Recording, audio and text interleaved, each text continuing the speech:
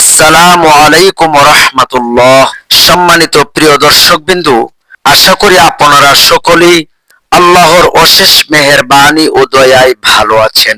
প্রিয় দর্শকবিন্দু, আপনারা দেখছেন RSA মিডিয়া সেন্টার।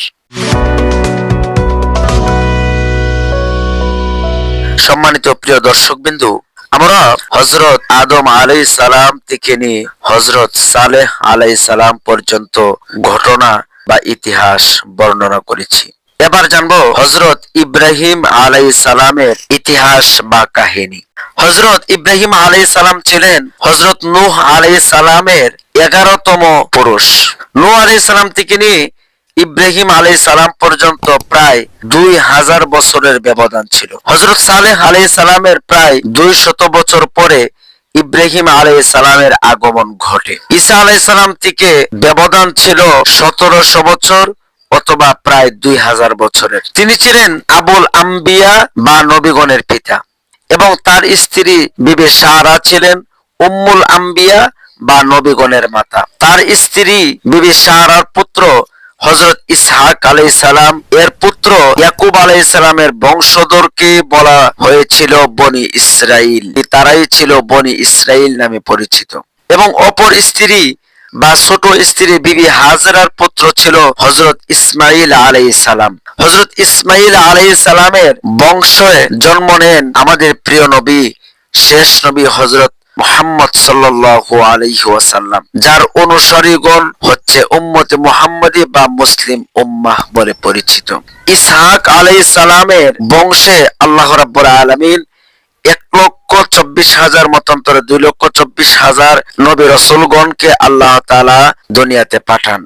এবং ইব্রাহিম আলাইহিস সালামের দ্বিতীয় ছেলে হযরত ইসমাইল আলাইহিস সালামের বংশে আল্লাহ রাব্বুল আলামিন শেষ নবী তথা আমাদের নবী মুহাম্মদ রাসূলুল্লাহ সাল্লাল্লাহু আলাইহি ওয়াসাল্লামকে দুনিয়াতে পাঠান। হযরত ইব্রাহিম আলাইহিস সালাম বাবেল হতে তিনি কেনআনে অর্থাৎ ফিলিস্তিনের কেনআনে হিজরত করেন।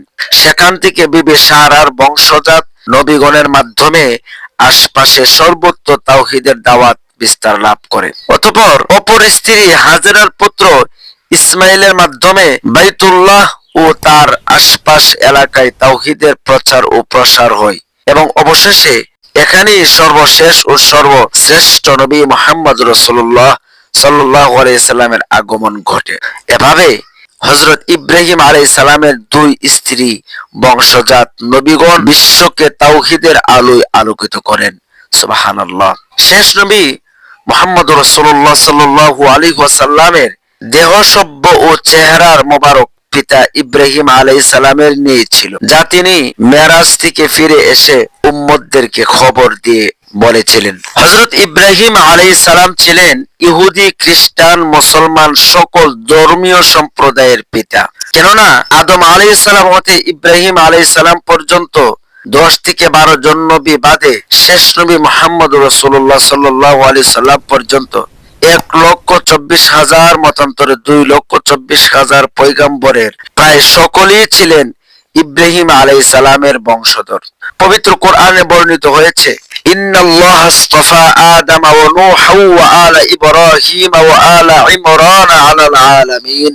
আল্লাহ তাআলা বলেন, নিশ্চয়ই আল্লাহ আদম, নূহ, আলে ইব্রাহিম ও ইমরানকে বিশ্ববাসীর উপরে নির্বাচিত করেছেন। সূরা আলে ইমরান।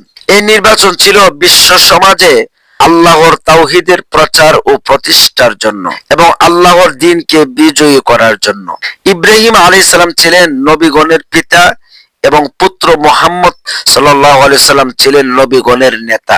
এই বিষয়টি সর্বদা মুমিনের মানসপটে জাগরক রাখার জন্য দৈনিক নামাজের শেষে বৈঠকে পঠিত দরুদের মাধ্যমে ইব্রাহিম আলাইহিস সালাম ও আমাদের নবী মুহাম্মদ রাসূলুল্লাহ সাল্লাল্লাহু আলাইহি ওয়াসাল্লামের উপরে এবং উভয়ের পরিবার বর্গের উপরে আল্লাহর অনুগ্রহ বর্ষণের জন্য দোয়া করার বিধান রাখা হয়েছে। ইব্রাহিম আলাইহিস সালামের বংশে বরকত হলো নবুয়াত ও ঐশী কিতাবের বরকত, এবং আমাদের নবী মুহাম্মদ সাল্লাল্লাহু আলাইহি ওয়াসাল্লাম তার বংশের বরকত হলো বিজ্ঞানময় কোরআন ও হাদিস এবং তার ভিত্তিতে প্রতিষ্ঠিত সমাজ ব্যবস্থার বরকত। সুবহানাল্লাহ। ইব্রাহিম আলাইহিস সালাম ও তার বংশধর সম্পর্কে আল্লাহ তাআলা বলেন, ওয়াহাবানা লাহু ইসহাক ওয়া ইয়াকুব ওয়া জাআলনা ফি যুররিয়াতিহিমুন নুবুওয়াতা ওয়াল কিতাবা ওয়া আতাইনাহু আজরাহু ফিদ দুনিয়া ওয়া ইন্নাহু ফিল আখিরাতি লামিনাস সালিহিন। আল্লাহ তাআলা বলেন, আমি তাকে দান করলাম ইসহাক ও ইয়াকুবকে এবং তার বংশধরগণের মধ্যে প্রদান করলাম নবুয়ত ও কিতাব। তাকে আমি দুনিয়াতে পুরস্কৃত করলাম, নিশ্চয় পরকালে সে সৎ লোকদের অন্তর্ভুক্ত হবে। সূরা আনকাবুত। অতঃপর শেষ নবী মুহাম্মদ সাল্লাল্লাহু আলাইহি ওয়াসাল্লাম সম্পর্কে আল্লাহ তাআলা বলেন, লাকাদ কানা লাকুম ফি রাসূলিল্লাহি উসওয়াতুন হাসানাহ লিমান কানা ইয়ারজুল্লাহ ওয়াল ইয়াউমাল আখিরা ওয়া যাকারাল্লাহা কাসীরা। যারা আল্লাহ ও শেষ দিবসে অর্থাৎ আখিরাতে মুক্তির আশা রাখে এবং আল্লাহকে অধিক হারে স্মরণ করে, তাদের জন্য আল্লাহর রাসূলের মধ্যে অর্থাৎ মুহাম্মদ রাসূলুল্লাহ সাল্লাল্লাহু আলাইহি ওয়াসাল্লামের মধ্যে উত্তম আদর্শ বা নমুনা রয়েছে। সূরা আহজাব। অতঃপর তার পরিবার সম্পর্কে বলা হয়েছে, ইন্নামা ইউরিদুল্লাহু লিইউযহিবা আনকুমুর রিজসা আহলাল বাইত ওয়া ইউতাহহিরাকুম তাতহীরা। হে নবী পরিবারের সদস্যগণ, আল্লাহ কেবল চান তোমাদের থেকে অপবিত্রতা দূর করতে এবং তোমাদেরকে পূর্ণরূপে পুত পবিত্র রাখতে। সুবহানাল্লাহ। শেষ জামানায় ইমাম মাহদী আলাইহিস সালাম আসবেন। হযরত ফাতিমা রাদিয়াল্লাহু তাআলা আনহা এর বংশধরগণের মধ্য হতে এ বিষয়ে বহু সহিহ হাদিস বর্ণিত হয়েছে। এভাবে ইব্রাহিম আলাইহিস সালাম ও মুহাম্মদ সাল্লাল্লাহু আলাইহি সাল্লামের নাম পৃথিবীর শেষ দিন পর্যন্ত দিকে দিকে শ্রদ্ধার সঙ্গে উচ্চারিত হতে থাকবে। আদম আলাইহিস সালাম, ইয়াহইয়া আলাইহিস সালাম, ঈসা প্রমুখ 2-3 জনের ব্যতিক্রম বাদে নূহ আলাইহিস সালামের সহ অন্যান্য সকল নবীর নেই ইব্রাহিম আলাইহিস সালামকে আমরা ধরে নিতে পারি যে তিনি 40 বছর বয়সে নবুয়ত লাভ করেন। উম্মতে মুসলিমরা পিতা হযরত ইব্রাহিম আলাইহিস সালামের পশ্চিম ইরাকের বসরার নিকটবর্তী বাবেল শহরে জন্মগ্রহণ করেন। এই শহরটি পরবর্তীতে সুলাইমান আলাইহিস সালামের সময়ে জাদুর জন্য বিখ্যাত হয়ে ওঠে। এখানে তখন কালদীয় জাতি বসবাস করত। তাদের একচ্ছত্র সম্রাট ছিলেন নমরুদ, যিনি তৎকালীন পৃথিবীতে অত্যন্ত উদ্বৃত্ত ও অহংকারী সম্রাট ছিলেন। তিনি প্রায় 400 বছর রাজত্ব করেন এবং শেষ পর্যন্ত নিজে উপাসনা হবার দাবি করেন। আল্লাহ তারই মন্ত্রী ও প্রধান পুরোহিত আজর এর ঘরে বিশ্ব নেতা ও বিশ্ব সংস্কারক নবী ইব্রাহিম আলাইহিস সালামকে মুখ্যত কালদীয়র প্রতি প্রেরণ করেন। ইব্রাহিম আলাইহিস সালামের নিজ পরিবারের মধ্যে কেবল সহধর্মিণী সারা ও ভ্রাতৃপুষ্ট লূত মুসলমান হন। স্ত্রী সারা ছিলেন আদিমাতা বিবি হাওয়ার পরে পৃথিবীর শ্রেষ্ঠ সুন্দরী মহিলা। তিনি 127 বছর বয়সে হেবরনে মৃত্যুবরণ করেন ও সেখানে কবরস্থ হন। সারার মৃত্যুর পরে ইব্রাহিম আলাইহিস সালাম কান্তুরা বিনতে ইয়াকতিন ও হাজুন বিনতে আমিন নামে পরপর 2 জন নারীকে বিয়ে করেন এবং 5 ও 6 সন্তান, মোট 11টি সন্তান লাভ করেন। আল বিদায়া ও নিহায়া। তিনি প্রায় 200 বছর জীবন পান বলে কথিত আছে। উল্লেখ্য যে হযরত ইব্রাহিম আলাইহিস সালাম সম্পর্কে পবিত্র কোরআনের 25টি সূরায় 204টি আয়াতে বর্ণিত হয়েছে। হযরত ইব্রাহিম আলাইহিস সালামের আবির্ভাবকালীন সময়ে কালদীয় সমাজ শিক্ষা ও সভ্যতায় শীর্ষস্থানীয় ছিল। এমনকি তারা সৌরজগৎ নিয়েও গবেষণা করত। কিন্তু অশিলা পূজার রোগে আক্রান্ত হয়ে তারা আল্লাহকে পাবার জন্য বিভিন্ন মূর্তি ও তারকা সমূহের পূজা করত। হযরত ইব্রাহিম আলাইহিস সালাম উভয় ভ্রান্ত বিশ্বাসের বিরুদ্ধে তাওহীদের দাওয়াত নিয়ে প্রেরিত হন। ইব্রাহিম আলাইহিস সালামের দাওয়াত মূর্তি পূজারী কওমের প্রতি। সকল নবী নেই ইব্রাহিম আলাইহিস সালাম নিজের কওমকে প্রথমে তাওহীদের দাওয়াত দেন। আল্লাহ তাআলা পবিত্র কোরআনে বলেন, ওয়া ইব্রাহিম ইয ক্বালা লিকওমিহি ইবুদুল্লাহ ওয়াত্তাকুহ যালিকুম খায়রুল লাকুম ইন কুনতুম তা'লামুন। আল্লাহ তাআলা বলেন, যখন তিনি তার সম্প্রদায়কে বললেন, তোমরা আল্লাহর ইবাদত করো এবং তাকে ভয় করো, এটাই তোমাদের জন্য উত্তম যদি তোমরা বোঝো।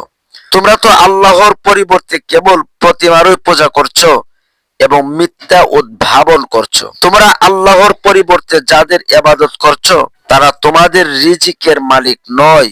কাজে আল্লাহর নিকটে রিজিক তালাশ করো, তার ইবাদত করো এবং তার প্রতি কৃতজ্ঞতা প্রকাশ করো, তারও নিকটে তোমরা প্রত্যাবর্তিত হবে। সূরা আনকাবুত। ইব্রাহিম আলাইহিস সালাম উক্ত দাওয়াতের মধ্যে কেবল আল্লাহর স্বীকৃতি কামনা করেননি, বরং স্বীকৃতির ফলাফল আশা করেছিলেন। অর্থাৎ তারা যেন আল্লাহর আদেশ নিষেধকে মান্য করে এবং কোনো অবস্থায় তা লঙ্ঘন না করে, কেননা স্বীকৃতির বিপরীত কাজ করা তা লঙ্ঘন করার শামিল। হযরত ইব্রাহিম আলাইহিস সালাম আবুল আম্বিয়া বা নবীগণের বাবা ছিলেন।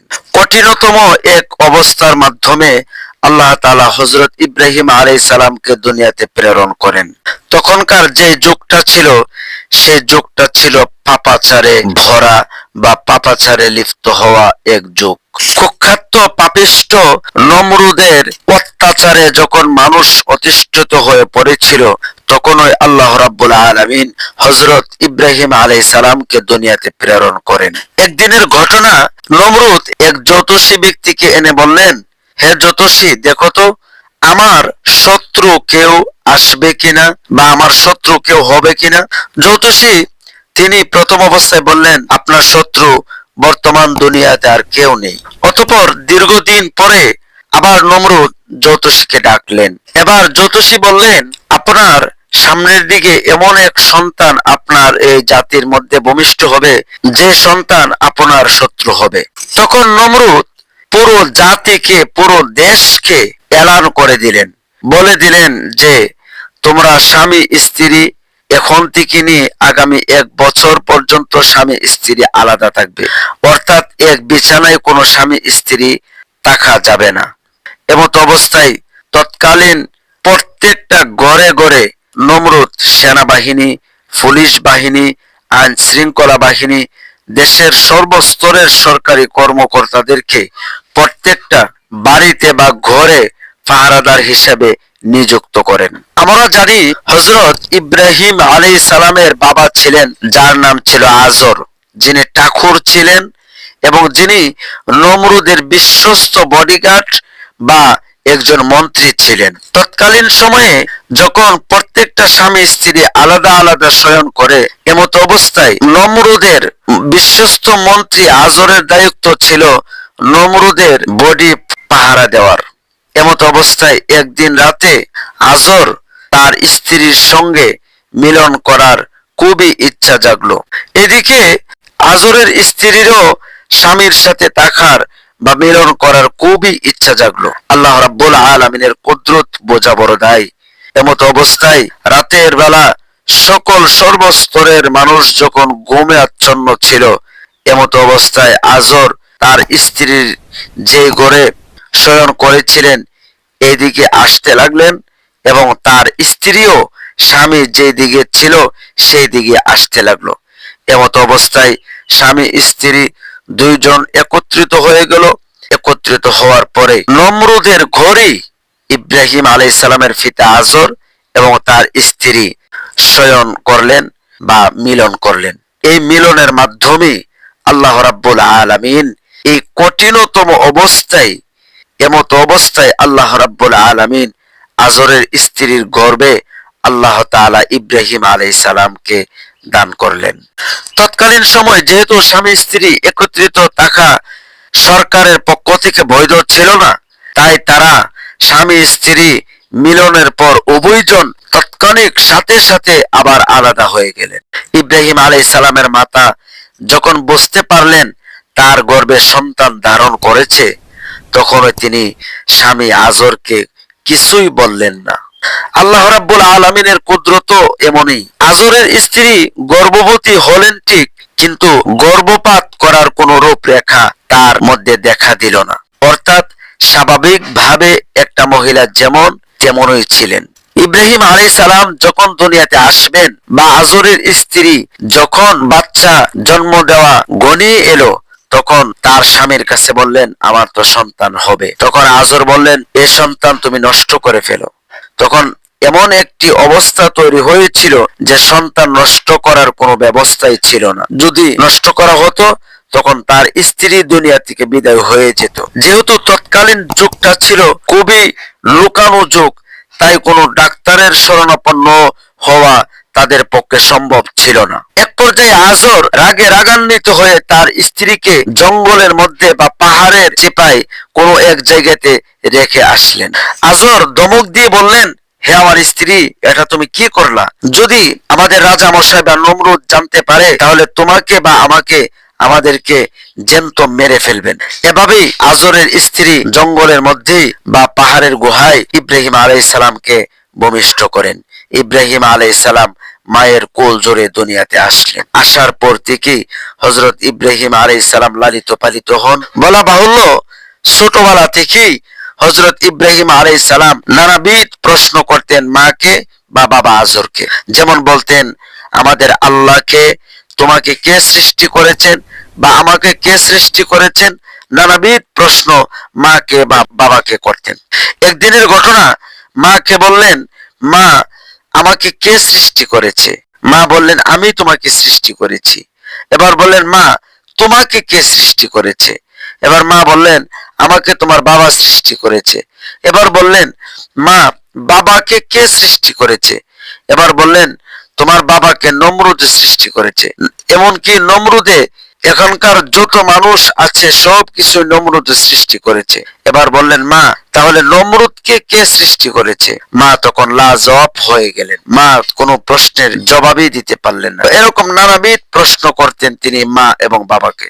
আল্লাহ পয়গম্বর হযরত ইব্রাহিম আলাইহিস সালাম যখন নবুয়ত পেলেন তখন নিজের কওমকে বা নিজের জাতিকে দিনের দাওয়াত দাফে দাফে দিতে লাগলেন। ইব্রাহিম আলাইহিস সালাম তার বাবার প্রতি দিনের দাওয়াত দিলেন। এ সম্পর্কে আল্লাহ তাআলা বলেন, উযকুর ফিল কিতাবি ইব্রাহিম ইন্নাহু কানা সিদ্দীকান নাবিয়্যা ইয ক্বালা লিআবিহি ইয়া আবাতি লিমা তা'বুদু মা লা ইয়াসমা'ু ওয়া লা ইউবসিরু ওয়া লা ইউগনি আনকা শাইআ ইয়া আবাতি ইন্নী ক্বাদ জাআনি মিনাল ইলমি মা লাম ইয়া'তিয়াকা ফাত্তাবি'নি আহদিয়াকা সিরাতান সাফিয়্যা ইয়া আবাতি লা তা'বুদিশ শাইতান ইন্নাশ শাইতানা কানা লির-রাহমানি আসিয়্যা ইয়া আবাতি ইন্নী আখাফু আন ইয়ামাসসাকা আযাবুম মিনার রাহমানি ফাতাকুনা লিশাইইন ওয়ালিয়্যা।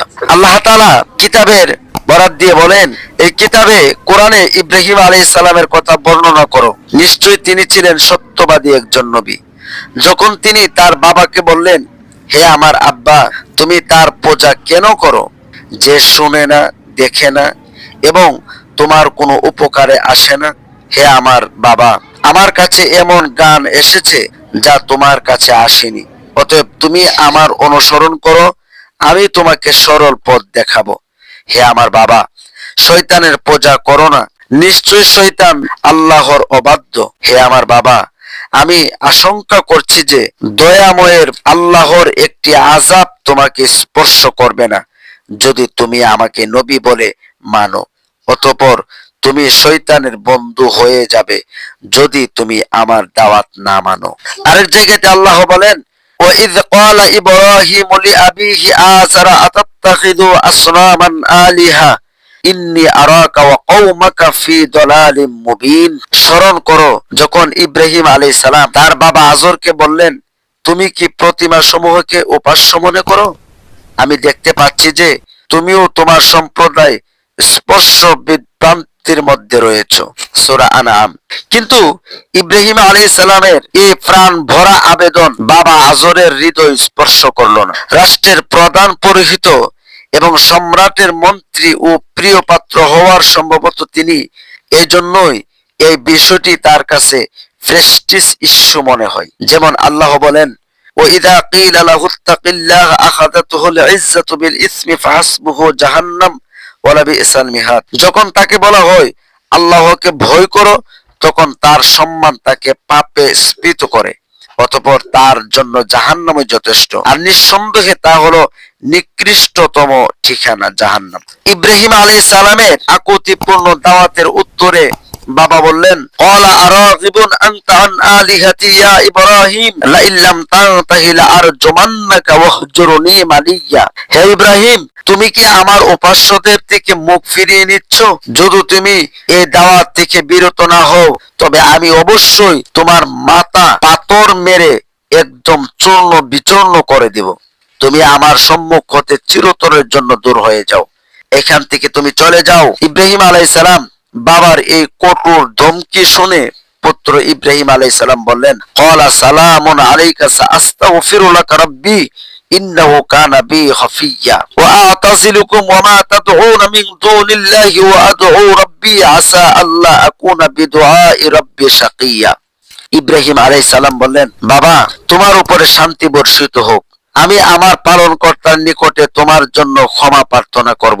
নিশ্চয় তিনি আমার প্রতি মেহেরবান। আমি পরিত্যাগ করেছি তোমাদেরকে এবং আল্লাহর ব্যতীত যাদের তোমরা পূজা করো তাদেরকে। আমি আমার পালনকর্তাকে আহ্বান করব। আশা করি আমার পালনকর্তা আমার আহ্বানে সাড়া দিবেন এবং আমাকে তার দয়া থেকে বঞ্চিত করবেন না। আল্লাহ তাআলা পবিত্র কোরআনে ঘটনা বর্ণনা করে বলেন, ইব্রাহিম আলাইহিস সালাম নিজের পিতা এবং কওম বা জাতিকে ডেকে বললেন, তোমরা কিসের পূজা করো? তারা বলল, আমরা প্রতিমার পূজা করি এবং সর্বদা এদেরকে নিষ্ঠার সাথে আঁকড়ে থাকি। সে বলল, তোমরা যখন আহ্বান করো তখন তারা শোনে কি? অথবা তারা তোমাদের উপকার বা ক্ষতি করতে পারে কি? তারা বলল, না, তবে আমরা আমাদের বাপ দাদার কাছ থেকে আমরা তা পেয়েছি। তারা এরূপ করত, তাই আমরা করি। ইব্রাহিম আলাইহিস সালাম বলল, তোমরা কি তাদের সম্পর্কে ভেবে দেখেছো যাদের তোমরা পূজা করে আসছো? তোমরা এবং তোমাদের পূর্ববর্তী পিতৃপুরুষেরা তারা সবাই আমার শত্রু, বিশ্ব পালন কর্তা ব্যতীত, যিনি তোমাকে সৃষ্টি করেছেন অতঃপর আমাকে পথ প্রদর্শন করেছেন, যিনি আমাকে আহার, দেশ ও পানীয় দান করেন। এভাবে ইব্রাহিম আলাইহিস সালাম নিজের কওমকে বা জাতিকে দাওয়াত দিতে লাগলেন। ইব্রাহিম আলাইহিস সালামের দাওয়াতের সার কথা ও ফলশ্রুতি ছিল, ইব্রাহিম আলাইহিস সালাম তাদেরকে এক আল্লাহর ইবাদতের দিকে দাওয়াত দেন। তিনি মূর্তি পূজার অসারতার বিষয়টি তাদের সামনে বলে দেন, কেননা এটি ছিল সকলের সহজবোধ্য। কিন্তু তারা মূর্তি পূজার ওসিলা ছাড়তে রাজি হয়নি, কারণ শিরকি ও প্রথার মধ্যে নেতাদের লাভ ছিল মাল সম্পদ ও দুনিয়াবি সম্মানের নগদ প্রাপ্তি। প্রকান্তরে আল্লাহর ইবাদতের মধ্যে এসবের প্রাপ্তি যোগ্য নেই। শিরকি পূজা পার্বণের মধ্যে গরিবদের লাভ ছিল এই যে এর ফলে তারা নেতাদের কাছ থেকে দুনিয়াবি সহযোগিতা পেত। এছাড়াও বিভিন্ন কাল্পনিক ও ভ্রান্ত বিশ্বাস তাদেরকে মূর্তি পূজায় প্ররোচিত করত। প্রকান্তরে একনিষ্ঠ তাওহীদ বিশ্বাস তাদেরকে এসব থেকে বিরত থাকতে উদ্বুদ্ধ করে, যেখানে এক আল্লাহর গোলামীর অধীনে বড় ছোট সবার জন্য সমান অধিকার নিশ্চিত হয়ে যায়। মূর্তি পূজারীদের কোনো সঙ্গত জবাব ছিল না। তারা কেবল একটা কথাই বলছিল যে এটা আমাদের বাপ দাদাদের আমলের থেকে চলে আসছে, তাই আমরা করি। ইব্রাহিম আলাইহিস সালামের এত কিছুর বক্তব্যের পরেও এই অন্ধ পূজারীরা বলল, আসলে তুমি কোনো সত্য এনেছো নাকি আমাদের সাথে কৌতুক করেছো? কারণ অদৃশ্য ওহীর বিষয়টি তাদের বাস্তব জ্ঞানে আসেনি। মূর্তি পূজারীদের কাছে এভাবে হযরত ইব্রাহিম আলাইহিস সালাম যখন দিনের দাওয়াত দিচ্ছিলেন আর তারা যখন ফিরিয়ে দিচ্ছিল, পরে ইব্রাহিম আলাইহিস সালাম আবার তারকা পূজারীদের কাছে গেলেন। অর্থাৎ তখনকার জমানায় একদল এক জাতি ছিল, তারা তারকা পূজা করতেন। তারকা পূজারীরাও মূর্তি পূজারীদের মতো ইব্রাহিম আলাইহিস সালামের সাথে তর্ক বিতর্কে জড়িয়ে গেলেন। তারাও মানতে রাজি ছিল না। তারাও কিন্তু মূর্তি পূজারীদের মতো নিজ নিজ বিশ্বাসে অটল রইল। অবশেষে তার সাথে তাদের নেতাদের তর্ক যুদ্ধ আবশ্যিক হয়ে পড়ে। কেউ কেউ বলছেন ইব্রাহিমের কওমের লোকেরা একই সাথে মূর্তি ও তারকার পূজা করত, সেটাও অসম্ভব কিছুই ছিল না তাদের জন্য। হযরত ইব্রাহিম আলাইহিস সালামের নিরলস দাওয়াত ছিল এই যে, হে আমার জাতি, তোমরাও আমার মতো আল্লাহর দিকে ফিরে এসো এবং শিরিক হতে মুক্ত হও। কিন্তু ইব্রাহিম আলাইহিস সালামের এই তর্কযুক্ত নিষ্ফল হলো। সম্প্রদায়ের নেতারা নিজ নিজ মতের উপর দৃঢ় রইল, কেউ তার আহ্বানে সাড়া দিল না। ইব্রাহিম আলাইহিস সালাম দিনের দাওয়াত যখন দিতে লাগলেন আর মানুষগণ যখন ইব্রাহিম আলাইহিস সালামকে অবজ্ঞা করতে লাগলেন, এভাবেই যখন দিন কাটতে লাগলো, ইব্রাহিম আলাইহিস সালাম ভাবতে লাগলেন এবার কি করা যায়। অর্থাৎ জ্ঞানীদের ইশারাই যথেষ্ট। কিন্তু মানুষ যখন কোনো কিছুর প্রতি অন্ধ ভক্তি পোষণ করে তখন শত যুক্তিও কোনো কাজে আসে না। ফলে ইব্রাহিম আলাইহিস সালাম ভাবলেন এমন কিছু একটা করা দরকার যাতে পুরা সমাজ নড়ে ওঠে ও তাদের মধ্যে হুঁশ ফিরে আসে, সাথে সাথে তাদের মধ্যে তাওহীদি চেতনার উন্মেষ ঘটে। সে মতে ইব্রাহিম আলাইহিস সালাম তাদের কেন্দ্রীয় দেব মন্দিরে, অর্থাৎ তাদের সবচাইতে বড় যে মন্দির ছিল, এই মন্দিরে গিয়ে বড় বড় মূর্তিগুলো ভেঙে ফেলার সিদ্ধান্ত নিলেন। ইব্রাহিম আলাইহিস সালাম এর সম্প্রদায়ের বছরের একটা বিশেষ দিন উৎসব পালন করত এবং সেখানে নানারূপ অপচয় এবং অশুভবন কাজ করত। যেমন আজকালের লোকেরা সংস্কৃতির অনুষ্ঠানের নামে অনেক পুজো করে থাকেন। এসব মেলায় সংগত কারণেই কোন নবীর যোগদান করা সম্ভব নয়। ইব্রাহিম আলাইহিস সালামের কওমের লোকেরা তাকে উক্ত মেলায় যোগদানের আমন্ত্রণ জানালেন, কিন্তু তিনি অসুস্থতার অজুহাত দেখিয়ে সেখানে যেতে অপারগতা প্রকাশ করলেন। অতঃপর তিনি ভাবলেন আজকের এই সুযোগটা আমি ওদের দেব মন্দিরে প্রবেশ করে মূর্তিগুলোকে ভেঙে চুরমার করে দিব। এভাবে এই সুযোগটা আমাকে কাজে লাগাতে হবে, যাতে ওরা ফিরে এসে ওদের মিথ্যা উপাস্যদের অসহায়ত্বের বাস্তব দৃশ্য দেখতে পায়। হয়তোবা এতে তাদের অনেকের মধ্যে হুঁশ ফিরে আসবে এবং আল্লাহর প্রতি ঈমান জাগ্রত হবে এবং শিরিক থেকে তারা তওবা করে ফিরে আসবে দিনের পথে। অতঃপর তিনি মূর্তি ঘরে ঢুকে সমস্ত মূর্তিদেরকে উদ্দেশ্য করে বললেন, হে মূর্তিরা, তোমাদের সামনে কতগুলো খাবার রাখা আছে, কত ধরনের কত ফল মূল রাখা আছে, অথচ তোমরা তা খাচ্ছ না। কেন খাচ্ছ না? কি ব্যাপার? তোমরা কথা বলছো না কেন? তারপর তিনি ডান হাতে রাখা উরাল দিয়ে ভীষণ জোরে আঘাত করে সবগুলি মূর্তিকে ঘুরিয়ে দিলেন, ভেঙ্গে চোরমার করে দিলেন। তবে বড় মূর্তিটাকে পূর্ব অবস্থায় রেখে দিলেন যাতে লোকেরা তার কাছে ফিরে যায়। মেলা শেষে লোকজন ফিরে এলো এবং যথারীতি দেব মন্দিরে গিয়ে প্রতিমাগুলির অবস্থা দেখে হতবাক হয়ে গেল। তারা বলাবলি করতে লাগলো, এটা নিশ্চয়ই ইব্রাহিমের কাজ হবে, কেননা তাকে আমরা সব সময় মূর্তি পূজার বিরুদ্ধে বলতে শুনি এবং মেলায় যাওয়ার জন্য তাকে আমন্ত্রণ করেছিলাম, কিন্তু সে মেলায় যায়নি। সে ছাড়া আর কে আমাদের এই দেব মূর্তিগুলো ভাঙবে বা আমাদের প্রতিমাগুলো ভাঙবে? অতঃপর ইব্রাহিমকে সেখানে ডেকে আনা হলো এবং জিজ্ঞেস করা হলো, হে ইব্রাহিম, তুমি কি আমাদের উপাস্যদের সাথে এরূপ আচরণ করেছো?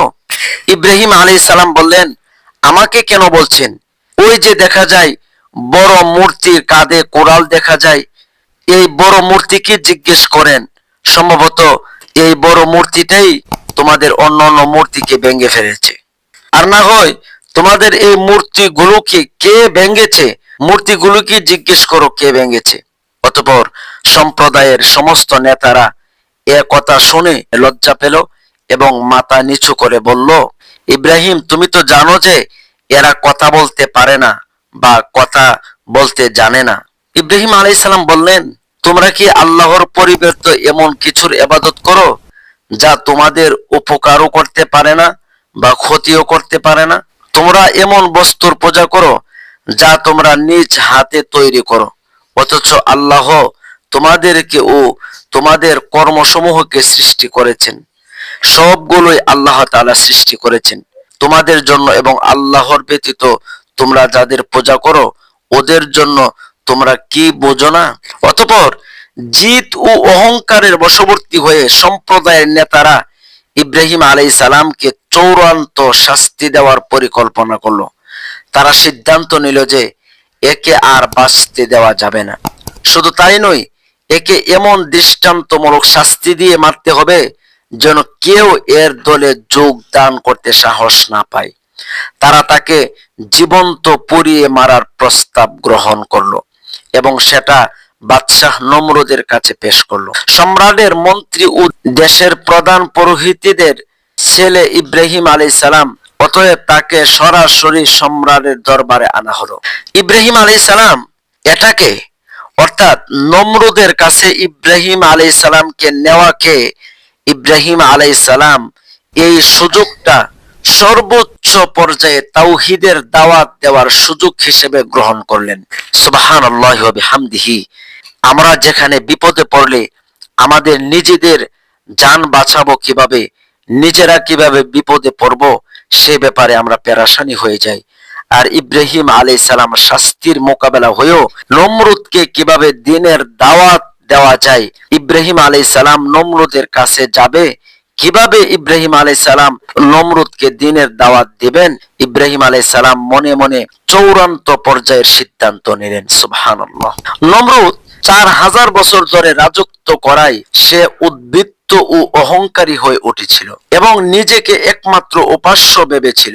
তাই সেজন্য ইব্রাহিম আলাইহিস সালামকে জিজ্ঞেস করলো, হে ইব্রাহিম, বলো তোমার উপাস্যকে। নমরুদ ভেবেছিল ইব্রাহিম তাকেই উপাস্য বলে স্বীকার করবে, কিন্তু নির্ভীক কণ্ঠে ইব্রাহিম আলাইহিস সালাম জবাব দিলেন, রব্বি আল্লাযী ইউহয়ী ওয়া ইউমীত, আমার পালন কর্তা তিনি যিনি মানুষকে বাঁচান ও মারেন। কিন্তু এই মোটা মাথার বুদ্ধি দিয়ে নমরুদ বলল, আনা উহয়ী ওয়া উমীত, আমি বাঁচাই এবং আমি মারি।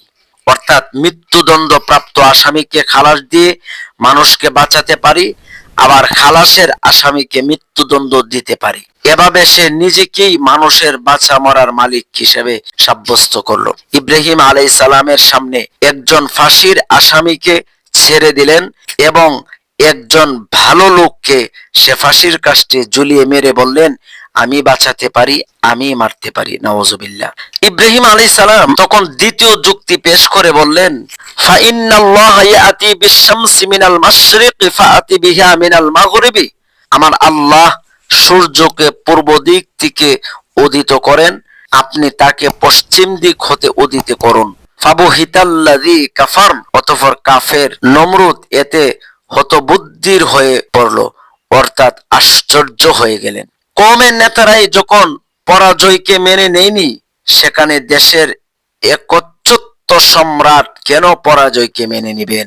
যথারীতি তিনিও অহংকারে ফেটে পড়লেন এবং ইব্রাহিম আলাইহিস সালামকে জ্বলন্ত হুতাশনে জীবন্ত পুড়িয়ে মারার নির্দেশ জারি করলেন।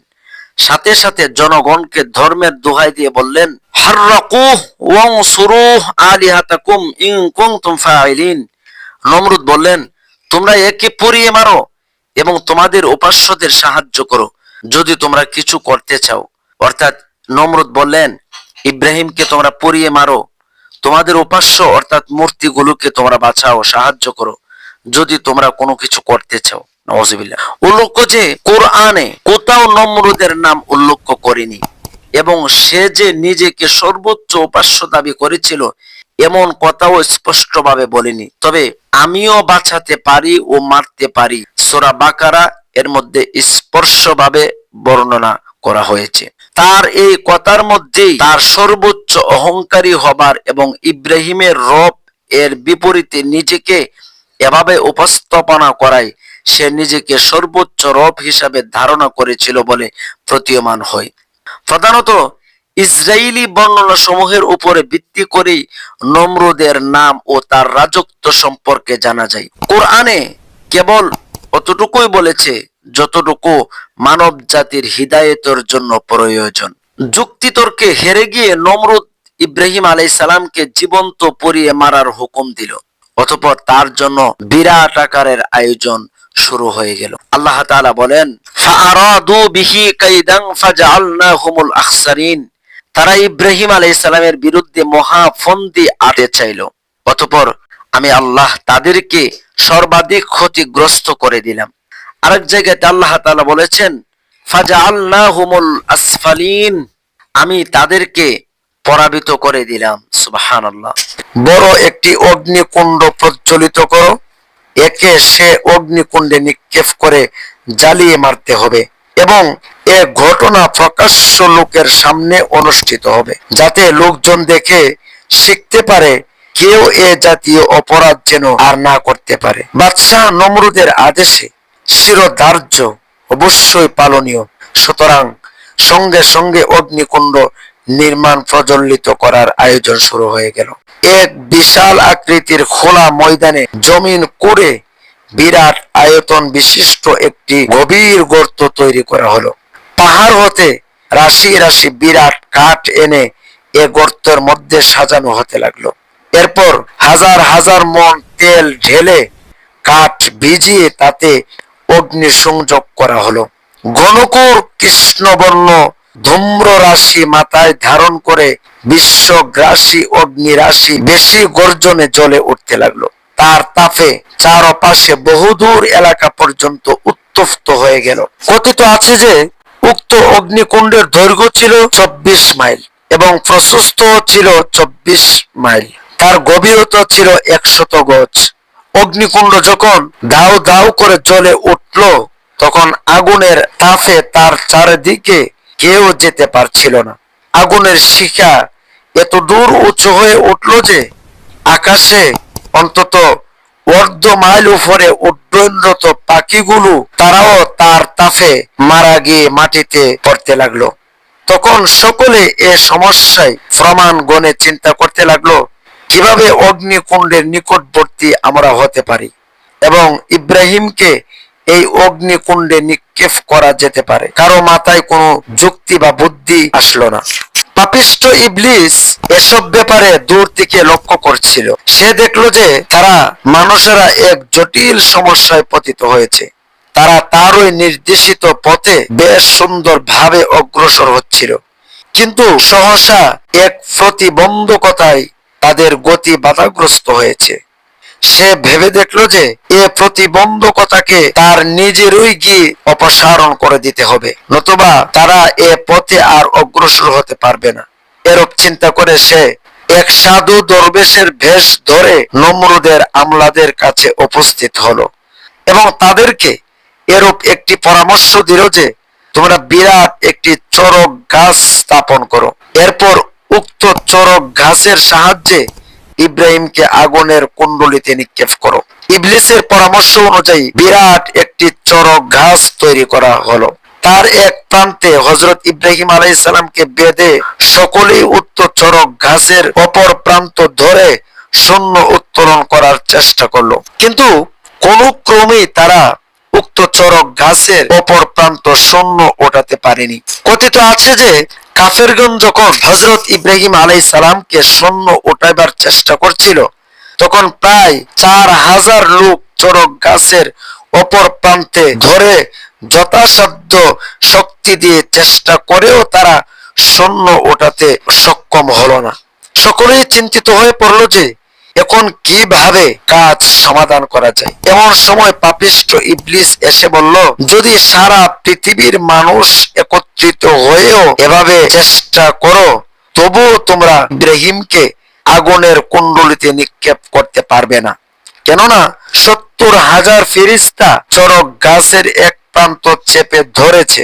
অতঃপর তোমরা যদি এখানে প্রকাশ্য ভাবে 40 জন পুরুষের সাথে 40 জন অপরিচিতা নারী বা রমণীর সঙ্গে তাদেরকে উলঙ্গ করিয়ে সঙ্গম করাতে পারো তবেই ফেরেশতাগণ এখান থেকে চলে যাবে। তখন তোমরা অতি অনায়াসে ইব্রাহিমকে শূন্যে উঠিয়ে আগুনের কুণ্ডলিতে নিক্ষেপ করতে পারবে। ইবলিসের এক কুপরামর্শ অনুযায়ী অগণিত লোকের সামনে প্রকাশ্য সেভাবে 40 জন পুরুষের সাথে 40 জন রমণীর সঙ্গম করানো হলো। এ মারাত্মক নির্লজ্জ কাণ্ড সংঘটিত হওয়ার কারণে পুণ্যবান ফেরেশতা সকলেই সেখান হতে বিদায় হয়ে গেল। আর এ সুযোগে নমরুদের কর্মচারীগণ চড়ক গাছ শূন্য উঠিয়ে হযরত ইব্রাহিম আলাইহিস সালামকে অগ্নিকুণ্ডে নিক্ষেপ করলো। কথিত আছে যে কাফেরগণ যখন হযরত ইব্রাহিম আলাইহিস সালামকে আগুনের কুণ্ডলিতে নিক্ষেপ করতে উদ্যত হয়েছিল তখন 4000 কাফের চড়ক গাছের প্রান্ত ধরে তা শূন্য ওঠানোর চেষ্টা করছিল। তাদের মধ্যে স্বয়ং হযরত ইব্রাহিম আলাইহিস সালামের মূর্তি পূজক কাফের পিতা আজরও ছিল, কেননা সেও তার ছেলের উপরে অত্যন্ত নারাজ ছিল এবং অসন্তুষ্ট ছিল।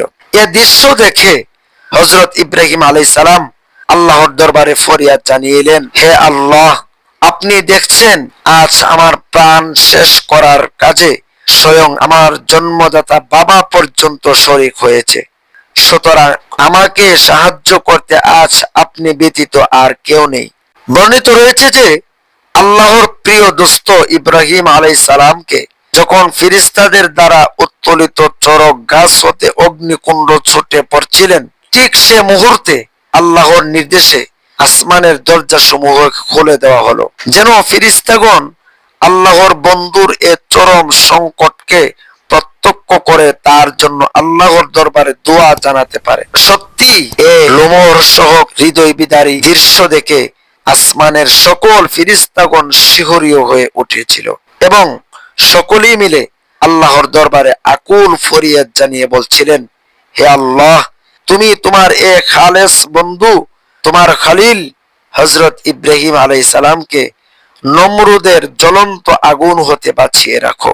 আল্লাহ রাব্বুল আলামিন তাদের ফরিয়াদ কবুল করলেন এবং ফেরেশতা জিবরাইল আলাইহিস সালামকে আদেশ করলেন, হে জিবরাইল, তুমি সমস্ত ফেরেশতাদেরকে নিয়ে আমার খলিলের কাছে জলদি উপস্থিত হও এবং তার নিকট জিজ্ঞেস করো সে তোমার নিকট হতে কি সাহায্য কামনা করে। জিবরাইল আলাইহিস সালাম হযরত ইব্রাহিম আলাইহিস সালামের নিকট চোখের পলকেই উপস্থিত হয়ে বললেন, হে আল্লাহর খলিল, বলুন আমাকে এখন কি করতে হবে। আপনি হুকুম করলে আমি ফেরেশতাগণকে নিয়ে আমাদের ডানার আঘাতে নমরুদের এই অগ্নিকুণ্ডকে এক মুহূর্তে 7 সমুদ্রে নিক্ষেপ করতে পারি। হযরত ইব্রাহিম আলাইহিস সালাম তাকে জিজ্ঞেস করলেন, হে ভাই জিবরাইল, এ কি আল্লাহর ইচ্ছা না আপনি আপনার ইচ্ছা প্রকাশ করেছেন? জিবরাইল আলাইহিস সালাম বললেন, এ আল্লাহ আমাকে বলেনি, তবে আমি বলছি এটা আমারও ইচ্ছা। তখন হযরত ইব্রাহিম আলাইহিস সালাম বললেন, ভাই জিবরাইল, আপনাকে আল্লাহ যা বলছেন আপনার শুধু তাই করা কর্তব্য, অন্য কিছু নয়। জিবরাইল আলাইহিস সালাম বললেন, তবে আপনি বলুন আপনি আমার নিকট এ সংকটজনক মুহূর্তে কি সাহায্য পেতে চান। জবাবে হযরত ইব্রাহিম আলাইহিস সালাম বললেন, আমি আপনার নিকট হতে কোনো প্রকার সাহায্য পেতে চাই না। আমি সাহায্য কামনা করি সে মহান মালিক আল্লাহ রাব্বুল আলামিনের কাছে। হযরত ইব্রাহিম আলাইহিস সালামের কথা শুনে ফেরেশতা জিবরাইল একবারেই নীরব হয়ে গেলেন, তিনি আর কোনো কথাই বললেন না। এদিকে হযরত ইব্রাহিম আলাইহিস সালাম এতক্ষণে আগুনের প্রায় নিকটবর্তী হয়ে গিয়েছেন, এখন শুধুমাত্র আগুনের স্পর্শ হওয়াটুকুই বাকি ছিল। কিন্তু ঠিক এ মুহূর্তে আল্লাহ রাব্বুল আলামিন পাক জবান হতে জোরে আওয়াজ হলো, কুলনা ইয়া নারু কুনি বারদাও ওয়া সালামান আলা ইব্রাহিম। অর্থাৎ আল্লাহ তাআলা বললেন, হে আগুন, আমার দোস্ত ইব্রাহিমের জন্য তুমি স্নিগ্ধ, শীতল ও শান্তিদায়ক হয়ে যাও। হযরত ইব্রাহিম আলাইহিস সালাম অগ্নিকুণ্ডে পতিত হলেন ঠিকই, কিন্তু তা আর তখন অগ্নিকুণ্ড রইল না। তার পতিত হবার পূর্বে মুহূর্তে তা এক সুন্দর সুগন্ধি বাগানে পরিণত হলো। সুবহানাল্লাহ। হযরত ইব্রাহিম আলাইহিস সালাম তারই মধ্যে পতিত হলেন এবং পরম শান্তি লাভ করলেন। কথিত আছে যে ফেরেশতা জিবরাইল আলাইহিস সালাম তখন অবাক হয়ে এক দৃষ্টিতে হযরত ইব্রাহিম আলাইহিস সালামের দিকে তাকিয়ে রইলেন। তা দেখে হযরত ইব্রাহিম আলাইহিস সালাম জিবরাইলকে জিজ্ঞেস করলেন, কি ভাই জিবরাইল, আপনি এমন আশ্চর্যজনিত হলেন, এর কারণ কি? জিবরাইল আলাইহিস সালাম জবাব দিলেন, হে আল্লাহর খলিল, আমি আল্লাহর কুদরত এবং রহমতের কথা চিন্তা করছি আর ভাবছি আপনার অভূতপূর্ব সবরের দৃশ্য দেখে। সত্যি বলতে কি, আপনার অভাবনীয় ধৈর্য এবং আল্লাহর প্রতি নির্ভরতা দেখে আমি বিস্ময়ে অভিভূত হয়ে পড়েছি। ধৈর্য এবং নির্ভরতার এমন দৃষ্টান্ত আমি আর কখনো দেখিনি। সুবহানাল্লাহ, সুবহানাল্লাহি ওয়া বিহামদিহি, সুবহানাল্লাহিল আযীম। হযরত ইব্রাহিম আলাইহিস সালাম অগ্নিকুণ্ডে নিক্ষেপ হবার পরে বাদশা নমরুদ তার সমস্ত লোকজন সহ সকলে দেখলো যে অগ্নিকুণ্ডের চারিদিকে ধাও ধাও করে আগুন জ্বলছে, অথচ তার মধ্যস্থলে আগুন নিভে সেখানে একটি সুন্দর ফুলের বাগান সৃষ্টি হয়েছে, আর তার কেন্দ্রস্থলে একখানা স্বর্ণর পালঙ্কে হযরত ইব্রাহিম আলাইহিস সালাম আসীন হয়ে পরম আনন্দে আল্লাহ তাআলার গুণগান করছেন। এই আশ্চর্য ঘটনা দেখে বাদশা নমরুদ আফসোস করে বলল, হায়, আমার এত শ্রম চেষ্টা ব্যর্থতায় পরিণত হলো। এই আশ্চর্য ঘটনা চোখের সামনে দেখে বহু সংখ্যক কাফের তখনই হযরত ইব্রাহিম আলাইহিস সালামের প্রচারিত সত্য ধর্মে দীক্ষিত হলো। এক পর্যায়ে নমরুদ আগুনকে উদ্দেশ্য করে বলল, হে আগুন, তোমার কি জ্বালানির ক্ষমতা নেই? তোমার ভিতরে কি পাওয়ার নেই? তোমার ভিতরে কি তোমার হিট নেই? তখন আগুন বলছিল, হে নমরুদ, আমি আগুনের পাওয়ার বা হিট তাপ আছে কি নাই তুই নমরুদ এসে দেখ। কিন্তু আমি আগুন আল্লাহর প্রিয় বন্ধু হযরত ইব্রাহিম আলাইহিস সালামের জন্য শান্তিদায়ক হয়ে গিয়েছি। সুবহানাল্লাহ। কিন্তু এ ঘটনায় পাপিষ্ঠ নমরুদের মন আবার বিক্ষুব্ধ হয়ে উঠল। সে হযরত ইব্রাহিম আলাইহিস সালামকে হত্যা করার জন্য আবার উদ্যোগী হয়ে তার লোক লস্করকে বলল যে, ইব্রাহিমের সাথে আগুন নিজের ধর্ম পালন না করলেও আমরা ইব্রাহিমকে অন্যভাবে হত্যা করব। এসো তোমরা আমার সাথে। এবার তাকে লক্ষ্য করে চারদিক হতে একাধারে বড় বড় পাথর খণ্ড এবং ঢিল সমূহ নিক্ষেপ করতে থাকে আর বলতে থাকে, দেখি এখন ইব্রাহিম কিসের জোরে নিজেকে বাঁচাতে পারে বা ইব্রাহিমের খোদা ইব্রাহিমকে বাঁচাতে পারে কিনা। বৃষ্টিপাতের মতো ঢিল ও পাথর খণ্ড বর্ষিত হতে লাগলো, কিন্তু আল্লাহর অসীম কুদরতে একটি ঢিলও তার নিকট পৌঁছল না। ঢিলগুলো সবই বাতাসের সাহায্যে শূন্য ভাসতে লাগলো। বাদশাহ নমরুদ এবার তার চেষ্টা ব্যর্থ হলো। এভাবেই হযরত ইব্রাহিম আলাইহিস সালাম অগ্নি পরীক্ষায় উত্তীর্ণ হয়েছেন। হযরত ইব্রাহিম আলাইহিস সালাম আগুন থেকে ফিরে আসেন। আল্লাহ তাআলা এভাবেই কাফিরদের সমস্ত কৌশল বরবাদ করে দেন। এরপর শুরু হলো হযরত ইব্রাহিম আলাইহিস সালামের জীবনের আরেক অধ্যায়। হযরত ইব্রাহিম আলাইহিস সালাম বাদশাহ নমরুদকে হেদায়েত করার জন্য আপ্রাণ চেষ্টা করা সত্ত্বেও তা আর সম্ভব হলো না। এরপর হযরত ইব্রাহিম আলাইহিস সালাম তার কতিপয় বিশ্বস্ত উম্মত ও সহচর সহ বাবল দেশ বাদ দিয়ে বাইতুল মুকদ্দাসের দিকে রওনা হলেন। অর্থাৎ এখনকার ইরাক শহর বাগদাদকে তখন বাবেল বলা হতো।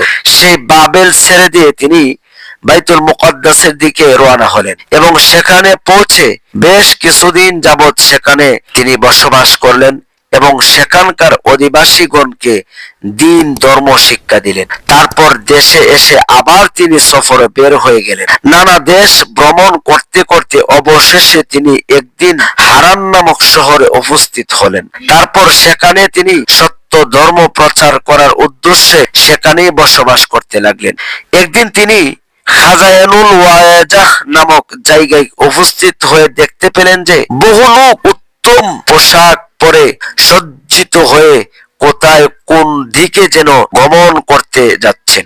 তিনি তাদেরকে জিজ্ঞেস করে জানতে পারলেন যে সেখানকার বাদশাহর এক পরমা সুন্দরী ও অশেষ গুণবতী কন্যা স্বয়ংসর সভা অনুষ্ঠিত হবে। শাহজাদি উপস্থিত সবাইকে নিজের চোখে দেখে যাকে তার পছন্দ হবে তাকে তিনি নিজের ইচ্ছায় এবং স্বাধীনভাবে যাকে ইচ্ছা তাকে তিনি স্বামী রূপে বরণ করবেন। একথা শুনে মনের খেয়াল বসে হযরত ইব্রাহিম আলাইহিস সালামও তাদের সাথে গিয়ে উক্ত স্বয়ংসর সবাই শরীক হলেন।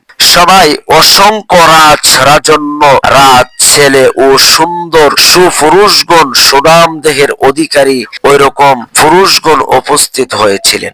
যথাসময়ে শাহজাদি স্বয়ংসর সবাই এসে উপস্থিত হলেন।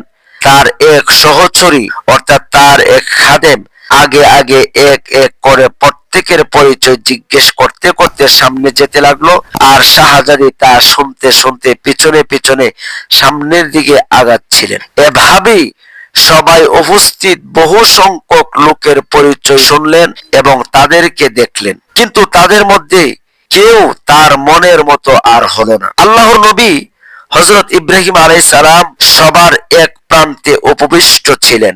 তার পরিধানে অন্যান্য লোকদের মতো কোনো মূল্যবান পোশাকও ছিল না। তিনি অত্যন্ত মামুলি পোশাকে পরিহিত ছিলেন, যা একদম সাধারণ ভেষে তিনি ছিলেন।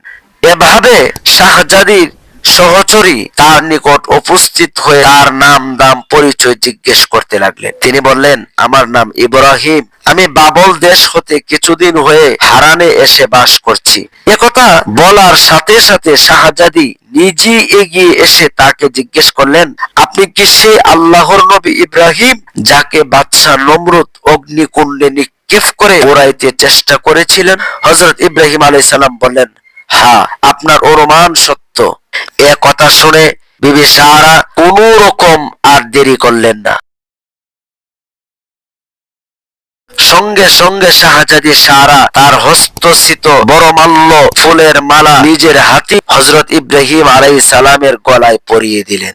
সুবহানাল্লাহ। স্বয়ং বাদশাহ সবাই রাজস্থানে রাজসভায় উপস্থিত ছিলেন। তিনি কন্যার বরমাল্য প্রদানের দৃশ্য দেখে দ্রুত ঘটনাস্থলে আসলেন এবং হযরত ইব্রাহিম আলাইহিস সালামের চেহারার দিকে কিছুক্ষণ এক দৃষ্টিতে তাকিয়ে রইলেন। তারপর শুধু এ কথাটুকু উচ্চারণ করলেন, মা সারা, তোমার জীবন ধন্য হয়েছে। তুমি আজ যে অমূল্য রতন পেয়েছো তা কোনো রমণী বা কোনো নারীর 7 পুরুষের পুণ্য বলেও তার অধিকারী হয় না। এই সবাই অনুষ্ঠান এখানেই সমাপ্ত হয়ে গেল, এখানেই শেষ। বুক ভরা আশা নিয়ে যে সকল পাত্র হাসি খুশি চেহারা ও আনন্দপূর্ণ মনে আগমন করেছিল, না পাওয়া নিরাশায় গ্লানিতে মলিন মুখে তারা এবার বিদায় ঘন্টা বাজাতে লাগলো।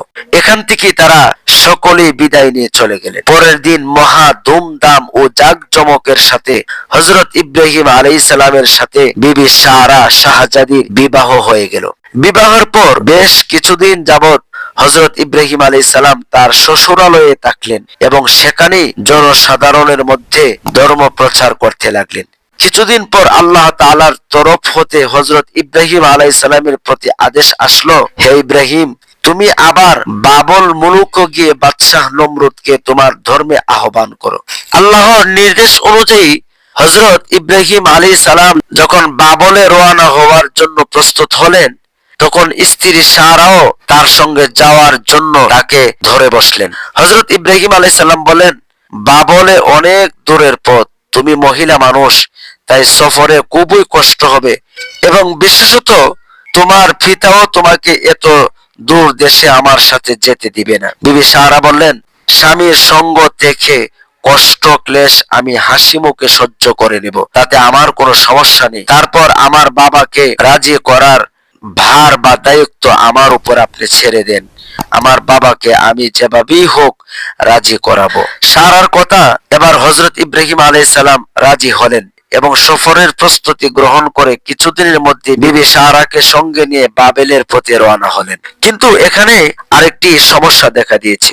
বাবেলে পৌঁছতে হলে যে তিনি মিশর হয়ে যেতে হবে, আর তখনকার মিশরের যিনি বাদশা ছিলেন তিনি পাপিষ্ট একজন বাদশা ছিলেন। মিশরের বাদশা ফেরাউন ছিলেন অত্যন্ত খারাপ চরিত্রের লোক, অর্থাৎ মিশরের বাদশাকে বলা হয় ফেরাও। ফেরাও থেকে আমরা জেনে আসছি ফেরাউন, অর্থাৎ মিশরের সকল বাদশাকে ফেরাউন বলা হতো।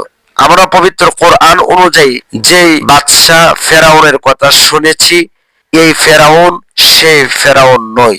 তখনকার মিশরের বদ মেজাজি খারাপ আচরণের একজন বাদশা ছিল, তিনিও ছিলেন ফেরাউন।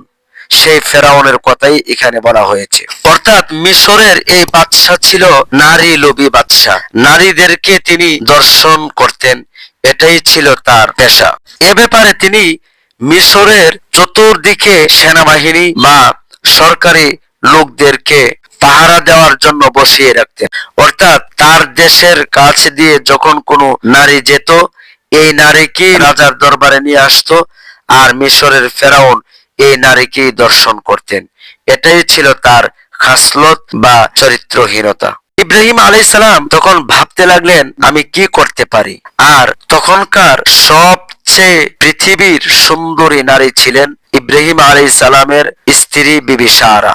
এত রিক্সে তিনি কিভাবে যাবেন? কোন কোন বর্ণনাতে এসেছে তিনি একটি বাক্স বানালেন, বাক্সর ভিতরে খানিক সময়ের জন্য, অর্থাৎ যেখানে মিশরের সীমান্তে পাহারাদার বসা, সেখানকার জায়গাটা বিবি সারাকে বাক্সর ভিতরে ভরে সেই জায়গাটা ফাড়ি দিয়ে আবার বাক্স খুলে ফেলবেন। কিন্তু তারপরেও কাজ হলো না। অর্থাৎ মিশরের পাহারাদাররা ইব্রাহিম আলাইহিস সালামকে জিজ্ঞেস করলেন, এই বাক্সর ভিতর কি? তারপরে এই বাক্স খুলে যখন একটি মেয়েকে দেখতে পেলেন, উক্ত মেয়েকে পাহারাদাররা ওই ফেরাউনের কাছে নিয়ে গেলেন।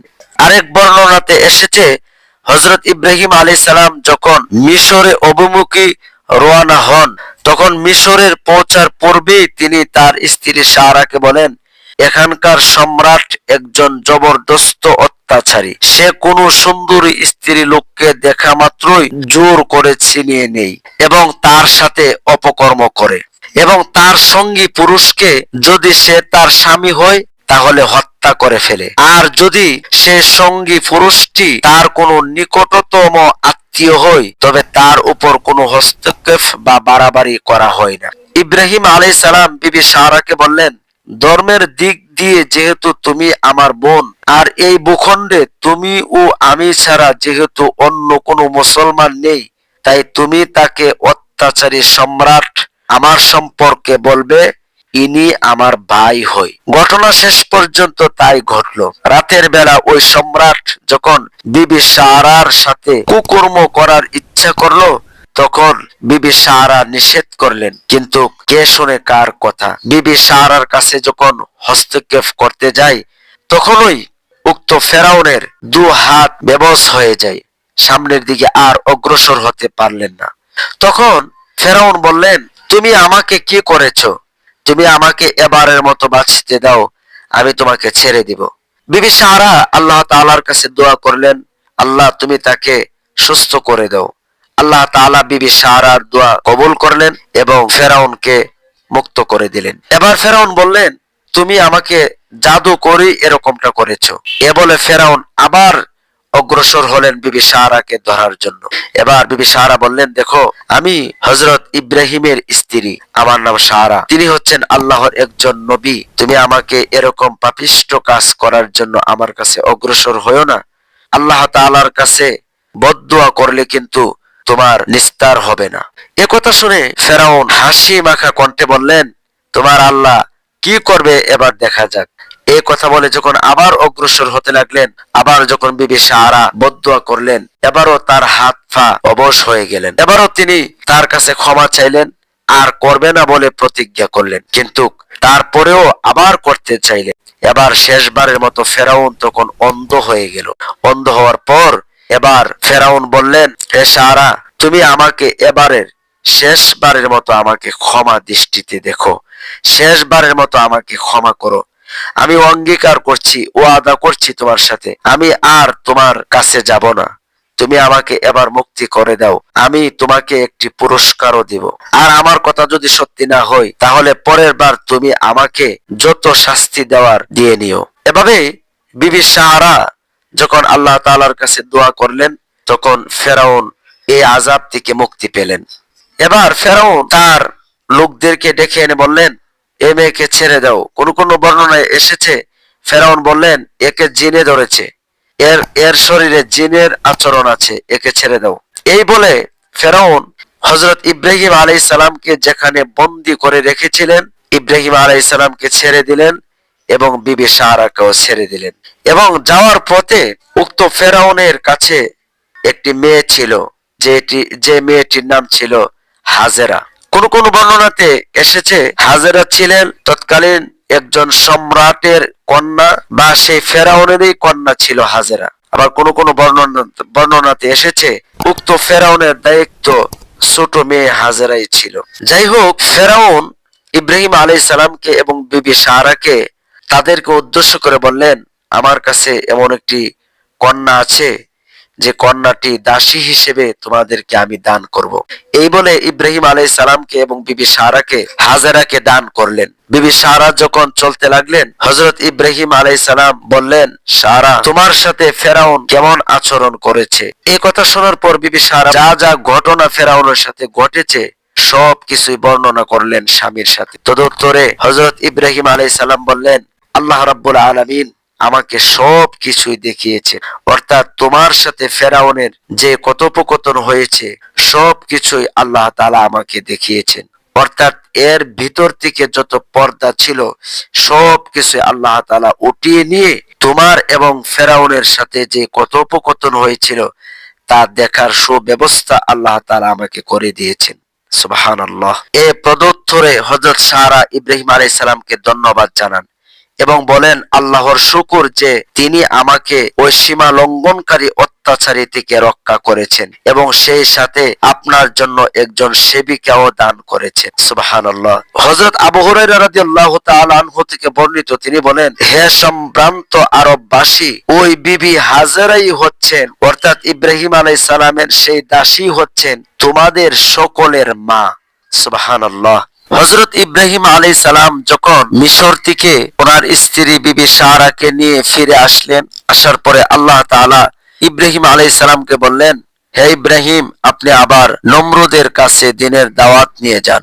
ইব্রাহিম আলাইহিস সালাম যখন নমরুদের কাছে দ্বীনের দাওয়াত নিয়ে আসলেন, তখনও খুদে রাগে এবার ইব্রাহিম আলাইহিস সালামকে কটাক্ষ করে নমরুদ বললেন, হে ইব্রাহিম, তুমি তোমার প্রভুর কথা, তোমার খোদার কথা, তোমার আল্লাহর কথা এতবার আমার কাছে বলে আসছো, তাহলে শোনো, তোমার আল্লাহ যদি আসলে সত্যি শক্তিমান হয়ে থাকে তাহলে তোমার আল্লাহকে বলো তোমার আল্লাহর দল বল নিয়ে, সৈন্য বাহিনী নিয়ে আমার সাথে যুদ্ধ করতে, আমি তার সাথে যুদ্ধ করতে প্রস্তুত আছি। একথা শুনে হযরত ইব্রাহিম আলাইহিস সালাম খানিকটা আশ্চর্য হয়ে গেলেন। এদিকে আল্লাহ তাআলা বললেন, হে ইব্রাহিম, তুমি নমরুদকে নমরুদের কাজটা করতে দাও, সে জানে না আমি আল্লাহ সম্পর্কে। এবার ইব্রাহিম আলাইহিস সালাম বললেন, আচ্ছা ঠিক আছে, তাহলে আপনি যুদ্ধের জন্য প্রস্তুত গ্রহণ করুন। নমরুদ তখন যার পরনায় খুশি হয়ে ইব্রাহিমকে বললেন, তোমার আল্লাহকে বলো ডেট দিতে, কোন দিন কোন সময় যুদ্ধ হবে এই ডেট দিতে বলো। তখন ইব্রাহিম আলাইহিস সালাম বললেন, আপনি ডেট দেন। নমরুদ একটা ডেট, একটা দিন ধার্য করলেন, ধার্য করে বললেন, হে ইব্রাহিম, তোমার আল্লাহকে বলবে তোমার আল্লাহর সৈন্য বাহিনীকে নিয়ে এমন এক জায়গাতে এক মাঠে আসার জন্য। ইব্রাহিম আলাইহিস সালাম বললেন, আচ্ছা ঠিক আছে। ওই দিনে ওই সময় মতো নমরুদ তার অসংখ্য সৈন্য বাহিনীকে খুদাই ফৌজের সাথে যুদ্ধ করতে প্রস্তুত হবার আদেশ দান করলো। তার সেনা বাহিনীর মধ্যে সকলেই প্রস্তুত হয়ে গেল। তাছাড়া নমরুদ সারা দুনিয়ার সমস্ত যত বড় বড় তার অনুগত রাজ বাদশা ছিল তাদের সকলের প্রতিও করা আদেশ দিল যে অবিলম্বে তারা যেন বাবল অভিমুখে রওনা হয়, কেননা এক প্রবল বিপক্ষ সেনার সাথে গুরুতর যুদ্ধ হবে। এ আদেশ পেয়ে বাহিনীকে যত সেনা সামন্ত আছে সব নিয়ে রাজা বাদশাগণ সকলেই বাবলে উপস্থিত হলো। হযরত ইব্রাহিম আলাইহিস সালাম নমরুদের কীর্তিকলাপ দেখে আল্লাহর দরবারে দোয়া করলেন, হে আল্লাহ, আপনি সকল কিছুই দেখছেন। বাদশা নমরুদ যেভাবে স্পর্ধার সীমা ছাড়িয়ে গিয়েছে এবং অহংকারের ধরাকে সরা গান করছে, তার দর্প শেষ না করলে দুনিয়ার সাধারণ লোকজনও তা দেখে ব্যাপকভাবে বিভ্রান্ত হবে এবং বিপথে চলে যাবে। আল্লাহ রাব্বুল আলামিন হযরত ইব্রাহিম আলাইহিস সালামের দোয়া মঞ্জুর করলেন। ফেরেশতা জিবরাইল আলাইহিস সালাম এসে হযরত ইব্রাহিম আলাইহিস সালামকে জানিয়ে গেলেন, হে আল্লাহর নবী, আপনার চিন্তার কোনো কারণ নেই। অতি শীঘ্রই আল্লাহ তাআলা পাপিষ্ঠ নমরুদকে চরম শাস্তি প্রদান করবেন এবং সেই সাথে তার বেঈমান সৈন্য সামন্ত সকলেই ধ্বংস হয়ে যাবে। কথিত আছে যে বাবলে বিভিন্ন রাজ্য হতে এত অধিক সৈন্য পরিমাণে এসে একত্রিত হলো যে তাদের আবু খাটাতে প্রায় 300 ক্রুশ পরিমাণ জায়গায় প্রয়োজন হলো। হযরত ইব্রাহিম আলাইহিস সালাম নমরুদের এরূপ সৈন্য সামন্ত সমবেত এবং প্রস্তুত হবার পরও শেষবারের মতো আরো একবার তাকে বললেন, নমরুদ, তুমি কার বিরুদ্ধে যুদ্ধ করতে যাচ্ছ চিন্তা ভাবনা করে দেখছো কি? যার নিকট তুমিও ও আমি সকলেই মুখাপেক্ষী, যিনি আমাদের সকলেরই রুজির ব্যবস্থা করেন, যার ক্ষমতা এত অসীম ও প্রবল যে ইচ্ছা করলে তিনি চোখের পলকে সারা পৃথিবীর গারদ করে দিতে পারেন। মুহূর্তের মধ্যে যিনি সারা পৃথিবী ধ্বংস করে দিতে পারেন। তার বিরুদ্ধে এরূপ জাঁকজমকের সাথে যুদ্ধ প্রস্তুতি গ্রহণ করা যে কি নির্বুদ্ধিতা তা এখনো অনুধাবন করে তার উপরে বিশ্বাস স্থাপন করো। তার কথা শুনে পাপিষ্ঠ নমরুদ বলল, ইব্রাহিম, তুমি আমার এ সামান্য প্রস্তুতিতে ভয় পেয়ে বুঝি এসব কথা পুনরাবৃত্তি করছো? তোমাকে আমি এর আগেও বলছি, আবারও বলছি, কান খুলে শোনো। তুমি আমাকে এখনো তোমার খোদার শক্তির মিথ্যা বিধি প্রদর্শন করো না। এসব কথায় নমরুদ কখনো ভয় পাওয়ার ছেলে নয়। তোমার ক্ষুধার সৈন্য সংখ্যার নাকি কোনো শেষ নেই, শক্তির কোনো তুলনা নেই। আমি এবার তাই দেখে নিতে চাই। তুমি আমার সাথে আর ওই কথা বারবার বলো না। ওই কথা শুনলে আমার বিরক্তি ধরে যায়। নমরুদের উক্তি শুনে আল্লাহর নবী হযরত ইব্রাহিম আলাইহিস সালাম এর মনে বড়ই ব্যথা লাগলো। তিনি আল্লাহর দরবারে ফরিয়াদ করলেন, হে আল্লাহ, আমি নমরুদকে তোমার পথে আনার চেষ্টা ত্রুটি করলাম না। আমি সর্বোচ্চ দিয়ে চেষ্টা করলাম, কিন্তু আমি যতই চেষ্টা করি ততই তোমাকে দুর্বল ভেবে সে নিজেকে অজয় শক্তির অধিকারী বলে মনে করে। অতএব এখন আর তার শাস্তির বিধান না করে পারা যায় না। সঙ্গে সঙ্গে আল্লাহর তরফ হতে ওহীর মাধ্যমে জিজ্ঞেস করা হলো, হে আমার দোস্ত, তুমি বলো নমরুদের বিরুদ্ধে আমি কোন ধরনের সৈন্য পাঠিয়ে দিব। তখন হযরত ইব্রাহিম আলাইহিস সালাম আরজ করলেন, হে আল্লাহ, নমরুদ যত বেশি বড়াই করুক না কেন, তোমার সামান্য একটি বাণীতেই তা ধ্বংস হতে পারে। অতএব আমি এ কামনা করি যে তাকে একটি ক্ষুদ্র শক্তি দিয়ে নির্মূল করে শিক্ষা দেওয়া দরকার। এ দেখে যেন দুনিয়ার শক্তি যত বিরাট এবং প্রবল হোক না কেন, মহান মালিকের একদম সামান্য ক্ষুদ্র একটু শক্তির নিকট তা একবারেই দুর্বল ও অসহায়। সে দৃষ্টিতে আমার ইচ্ছা, তুমি এক ক্ষুদ্র মশা পাঠিয়ে নমরুদের সেনা সামন্ত ধ্বংস করে দাও। আদেশ হলো, হ্যাঁ তাই হবে। আমি মশা বাহিনী দ্বারাই নমরুদের গর্ব শেষ করে দিব। ফিরিস্তাগণকে আল্লাহ আদেশ দিলেন, হে ফিরিস্তারা, কুহে কাফের একটা দরজা উন্মুক্ত করে মস্কদেরকে পথ করে দাও। আল্লাহর আদেশ সঙ্গে সঙ্গে পালিত হলো এবং সে পথে মশার দল বের হয়ে দুনিয়ার সারা আকাশে ছেয়ে গেল। নমরুদ হযরত ইব্রাহিম আলাইহিস সালামের কাছে জিজ্ঞেস করলো, হে ইব্রাহিম, আমার সৈন্যবাহিনী তো বহু আগে প্রস্তুত হয়ে আছে, তোমার খোদার সৈন্যবাহিনী তারা কোথায়? হযরত ইব্রাহিম আলাইহিস সালাম বললেন, ওই যে আমার খোদার সৈন্যবাহিনীও এসে পড়েছে। আল্লাহ তাআলা মস্কদেরকে লক্ষ্য করে যখন বললেন, তোমাদের জন্য আজ আমি উত্তম খাবারের ব্যবস্থা করেছি, তোমরা আজ নমরুদের সৈন্যদেরকে রক্ত ও মাংস খেয়ে তোমাদের উদর পূর্ণ করো। হযরত ইব্রাহিম আলাইহিস সালাম আকাশের দিকে লক্ষ্য করে বললেন, ওই যে আমার খোদার সৈন্য আসছে। তখন নমরুদ ও তার সেনাগণ আকাশের দিকে তাকিয়ে দেখলো যে একটা বিরাট ঘন কৃষ্ণবর্ণ মেঘ সারা আকাশে আচ্ছন্ন করে ফেলেছে। তারা মনে করলো যে এখনই মুষলধারে বৃষ্টিপাত আরম্ভ হবে, কিন্তু সঙ্গে সঙ্গে তাদের সে ধারণা ভুল প্রমাণিত হলো। নমরুদ একটা নতুন ধরনের আওয়াজ শুনতে পেয়ে তার সৈন্যদেরকে আদেশ করলো, তোমরা তোমাদের ডাক ডুল এবং কারা নাড়াগুলো সজোরে বাজাতে থাকো এবং সকলে অস্ত্র শস্ত্র নিয়ে তৈরি হয়ে যাও। ইব্রাহিমের খোদার সৈন্য মনে হয় নিকটে এসেছে। আসা মাত্রই তোমরা তাদের উপরে এমন ভাবে ঝাঁপিয়ে পড়বে যে যেন একটি সৈন্য জীবিত ফেরত না যেতে পারে। মশার দল ঊর্ধ্ব আকাশে তাকতেই এমন এক গুনগুন আওয়াজ শুরু করেছিল যে লক্ষ কোটি মশার দলের সম্মিলিত গুনগুন আওয়াজ হৃদয় কাঁপানো এক বেশি আওয়াজের সৃষ্টি হয়ে গেল। সে আওয়াজের কাছে নমরুদের সৈন্যদের ডাকডোল আওয়াজ তলিয়ে গেল। মশার দল এসেই নমরুদের প্রত্যেকটি সৈন্যর দেহে উড়ে পড়ল। তাদের মাথা, দেহ, নাক, চোখ, পেট, পিঠ, হাত, পা কোনো জায়গায় বাকি রাখলো না। সর্ব অঙ্গ প্রত্যঙ্গ মশকে ছেয়ে ফেললো। এরা সর্বস্থানে এমন ভাবে দংশন করতে লাগলো যে তারা তখন তাদের অস্ত্র ফেলে দিয়ে দু হাতে মশা তাড়াতে ও দেহ চুলকাতে শুরু করে দিল। কারো কারো কর্ণ এবং নাসিকা পথে মশা ভিতরে প্রবেশ করে মাথার মগজ কাটতে লাগলো। মশার সংখ্যা এত বেশি পরিমাণে ছিল যে কোনো ক্রমেই কেউ তার শরীরে মশা মুক্ত করতে পারেনি, কেননা শরীরের একটি মশা তাড়াতে না তাড়াতেই আরো 10টি মশা এসে পড়তে লাগলো। আর ওই মশাগুলো সাধারণ মশা ছিল না। সাধারণ মশা তো শুধু রক্ত পান করে, কিন্তু এ মশাগুলো শরীরের রক্ত, মাংস এবং মাথার মগজ সহ খেয়ে ফেলতে লাগলো। এভাবে কিছুক্ষণের মধ্যেই নমরুদের প্রত্যেকটি সৈন্যর দেহের সমস্ত রক্ত ও মাংস খেয়ে এবং মাতার মগজ সহ একবারে শেষ করে ফেলল। সৈন্যগণ যে যেখানে দাঁড়িয়ে ছিল সে সেখানেই এইভাবেই দাঁড়িয়ে রইল, কারো আর নড়াচড়া করার মতো শক্তি রইল না। দেখতে দেখতে সকলেরই জীবন শেষ হয়ে গেল, ধ্বংস হয়ে গেল।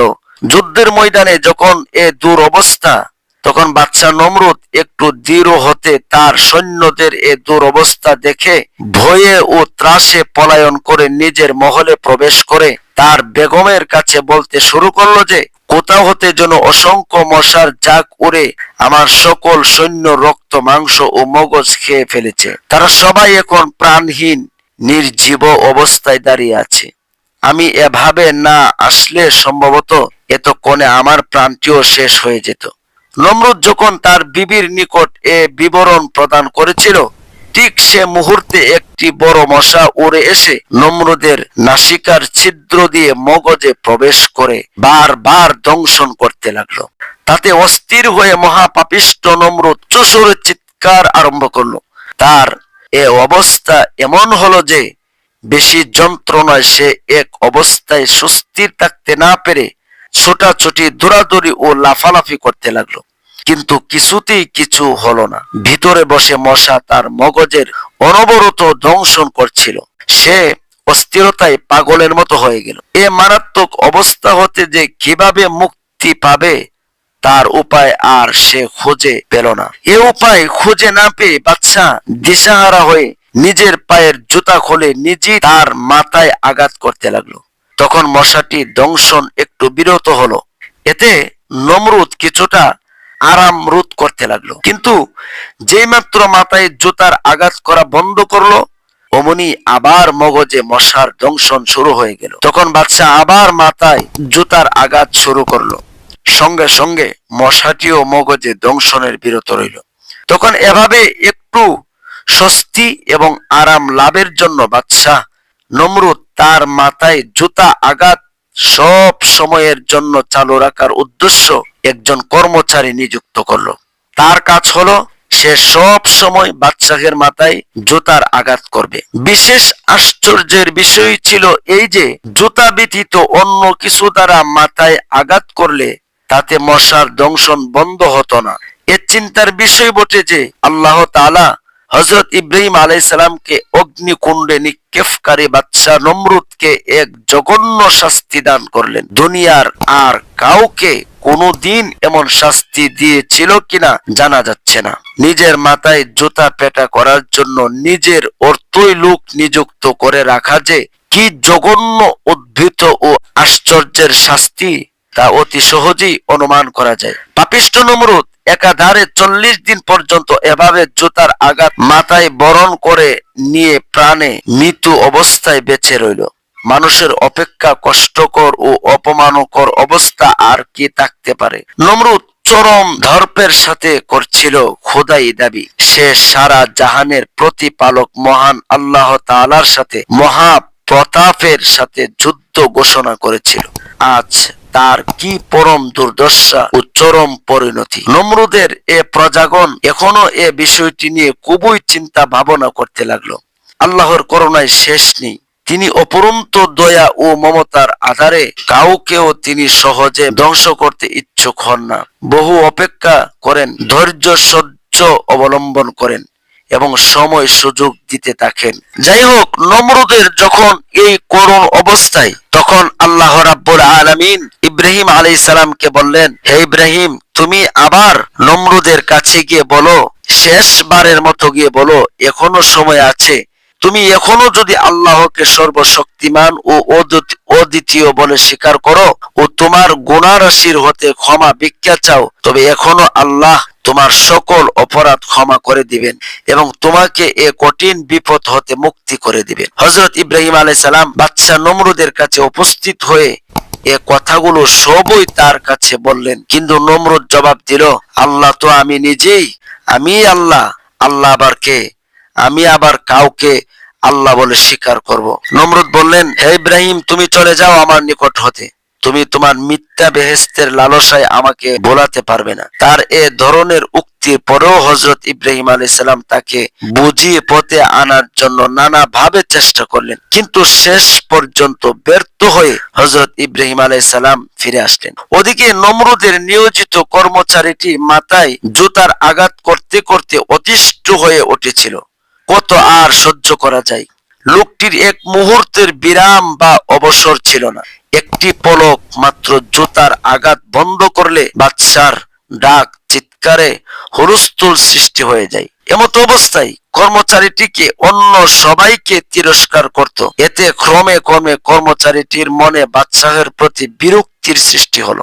একদিন সে মাথায় আঘাত করতে করতে ক্ষণিকের জন্য বিরত হয়েছিল। অমনি বাদশাহ ও তার আত্মীয়গণ সকলেই তাকে যার পরনেই তিরস্কার এবং কটূক্তি করতে লাগলো। তার কর্মচারীটির মনে হঠাৎ এমন বিরক্তি ও ক্ষুধের সৃষ্টি হলো, সে হাতে রাখা জুতা দ্বারা মাথায় সজোরে একটি আঘাত করলো। তাতে বাদশাহর মগজ শূন্য মাথাটি দুভাগ হয়ে গেল। তখন সকলে পরম বিস্ময়ে লক্ষ্য করলো যে তার মাথার ভিতরে মগজের লেশ মাত্র অবশিষ্ট নেই, সবই মশা খেয়ে ফেলেছে। পৃথিবীতে আল্লাহ তাআলার সর্বপ্রধান শত্রু এবং অবাধ্য নমরুদের পাপ জীবনের লীলা খেলা এভাবে শেষ হয়ে গেল। প্রিয় দর্শকবিন্দু, হযরত ইব্রাহিম আলাইহিস সালাম বিবাহ করেছিলেন তৎকালীন সময়ের বিশ্বের সবচেয়ে সুন্দরী নারী, যার নাম হচ্ছে বিবি সারা। ইব্রাহিম আলাইহিস সালাম এবং বিবি সারার বিবাহের প্রায় অনেক বছর চলে গেল, কিন্তু তাদের সন্তান হলো না। আমরা ইতিপূর্বে বর্ণনা করেছিলাম মিশরে হযরত ইব্রাহিম আলাইহিস সালামের স্ত্রী বিবি সারাকে তৎকালীন মিশরের বাদশা ফেরাউন অপহরণ করেছিল এবং বিবি সারাকে দর্শন করার চেষ্টা করেছিল। আল্লাহ রাব্বুল আলামিনের দয়ায় বিবি সারা এবং ইব্রাহিম আলাইহিস সালাম ওখান থেকে মুক্তি পায়। তৎকালীন সময়ের মিশরের বাদশা তখন বিবি সারাকে একটি কন্যা সন্তান দান করেছিলেন সেবিকা হিসেবে। এই কন্যা সন্তানের নাম ছিল হাজেরা। এই হাজেরা বিবি সারার কাছেই লালিত পালিত হচ্ছেন। সেই সাথে আস্তে আস্তে করে বিবি হাজেরা বেড়ে উঠলেন এবং একটা সময় বিবাহের উপযুক্ত হয়ে গেল। ওইদিকে বিবি সারার কোনো সন্তান আদি না হওয়ায় তাদের সংসারে সন্তান না হওয়ার একটা আকাঙ্ক্ষা থেকেই গেল। এই বিষয়গুলো লক্ষ্য করে বিবি সারা হযরত ইব্রাহিম আলাইহিস সালামের কাছে গিয়ে হাজেরার প্রস্তাব দিলেন, কিন্তু প্রথম অবস্থায় ইব্রাহিম আলাইহিস সালাম এই বিবি সারার প্রস্তাবকে গ্রহণ করলেন না। কিন্তু বিবি সারা যখন সন্তানের কথা বললেন যে আমাদের সন্তানের একটা আকাঙ্ক্ষা আমাদের কাছে রয়ে গিয়েছে, আপনি হাজেরাকে বিবাহ করলে হয়তোবা আল্লাহ তাআলা আমাদেরকে একটি সন্তান দান করতে পারেন। এইভাবে ইমোশনাল কথাগুলো বলে হযরত ইব্রাহিম আলাইহিস সালামকে রাজি করালেন। বিবি সারা প্রাণ প্রিয় স্বামীকে হাজেরাকে উৎসর্গ করলেন। ইব্রাহিম আলাইহিস সালাম তাকে স্ত্রীত্বে বরণ করে নিলেন। পরে দ্বিতীয় স্ত্রী হাজেরার গর্ভে জন্মগ্রহণ করেন তার প্রথম সন্তান ইসমাঈল আলাইহিস সালাম। এই সময় ইব্রাহিম আলাইহিস সালামের বয়স ছিল আনুমানিক ৭৬ বছর। নিঃসন্তান পরিবারের আনন্দের বন্যা বয়ে গেল। শোক মরুতে যেন প্রাণের জোয়ার এলো। বস্তুত ইসমাঈল আলাইহিস সালাম ছিলেন নিঃসন্তান ইব্রাহিমের দুয়ার ফসল, কেননা তিনি বৃদ্ধ বয়সে আল্লাহর নিকট নেককার সন্তান কামনা করেছিলেন। যেমন আল্লাহ তাআলা বলেন, রব্বি হাবিলি মিনাস সালিহিন ফাবাশশারনাহু বিগুলামিন হালিম। ইব্রাহিম আলাইহিস সালাম বলেছিলেন, হে আমার প্রতিপালক, আমাকে আপনি একটি সৎ কর্মশীল সন্তান দান করুন। অতঃপর আমি তাকে একটি ধৈর্যশীল পুত্রের সুসংবাদ দিলাম। সূরা সাফফাত। ইব্রাহিম আলাইহিস সালাম যখন মিশর থেকে হিজরত করে কেনানে আসেন, আসার প্রায় ১ বছর পর হযরত ইসমাঈল আলাইহিস সালাম জন্মগ্রহণ করেন। কিন্তু কিছুদিনের মধ্যেই তিনি শিশু সন্তান ও তার মা হাজেরাকে মক্কার বিজন পাহাড়ি উপত্যকায় নিঃসঙ্গ ভাবে রেখে আসার এলাহি নির্দেশ লাভ করেন। অর্থাৎ মক্কায় তখন গাছপালা, নদী নালা, বাড়ি ঘর, বস্তি, শহর, দোকানপাট কিছুই ছিল না, ছিল একমাত্র পাহাড় জঙ্গল। এখানেই সন্তান এবং স্ত্রীকে নির্বাসন দেওয়ার কথা বললেন। মূলত হযরত ইব্রাহিম আলাইহিস সালামের জন্য এটা ছিল অত্যন্ত মর্মান্তিক পরীক্ষা। এ বিষয়ে সংক্ষিপ্ত বর্ণনা আমরা করছি। হযরত ইব্রাহিম আলাইহিস সালাম যখন আল্লাহর পক্ষ থেকে শিশু পুত্র ইসমাইল ও তার মাকে মক্কায় নির্বাসনে রেখে আসার নির্দেশ পান, তখনই তার অন্তরে বিশ্বাস জন্মেছিল যে নিশ্চয়ই এ নির্দেশের মধ্যে আল্লাহর কোনো মহতী পরিকল্পনা লুকায়িত আছে এবং নিশ্চয় তিনি ইসমাইল ও তার মাকে ধ্বংস করবেন না। অতঃপর হযরত ইব্রাহিম আলাইহিস সালাম এক তলে খেজুর ও এক মস্ক পানি সহ তাদের বিজন ভূমিতে রেখে যখন ইব্রাহিম আলাইহিস সালাম একাকী ফিরে আসতে থাকেন, তখন বেদনা বিস্মিত স্ত্রী হাজেরা বেকুল ভাবে তার পিছে পিছে আসতে লাগলেন আর স্বামীকে এর কারণ জিজ্ঞেস করতে থাকেন। কিন্তু বুকে বেদনার পাষাণ বাঁধা ইব্রাহিমের মুখ দিয়ে কোনো কথা বেরোলো না। তখন হাজেরা বললেন, আপনি কি আল্লাহর হুকুমে আমাদেরকে এভাবে ফেলে যাচ্ছেন? ইব্রাহিম আলাইহিস সালাম ইশারায় বললেন, হ্যাঁ। তখন সম্বিত ফিরে অটল বিশ্বাস ও দৃঢ় মনোবল নিয়ে হাজেরা বলে উঠলেন, তাহলে আল্লাহ আমাদের ধ্বংস করবেন না ইনশাআল্লাহ। ফিরে এলেন তিনি সন্তানের কাছে। প্রিয় দর্শক, এই ঘটনা পড়লে বুকের ভিতর কেমন যেন একটি হাহাকার হয়ে ওঠে। যাই হোক, 2-1 দিনের মধ্যেই ফুরিয়ে যাবে পানি ও খেজুর। কি হবে উপায়? খাদ্য ও পানি বিহনে বুকের দুধ শুকিয়ে গেলে কচি বাচ্চা কি খেয়ে বাঁচবে?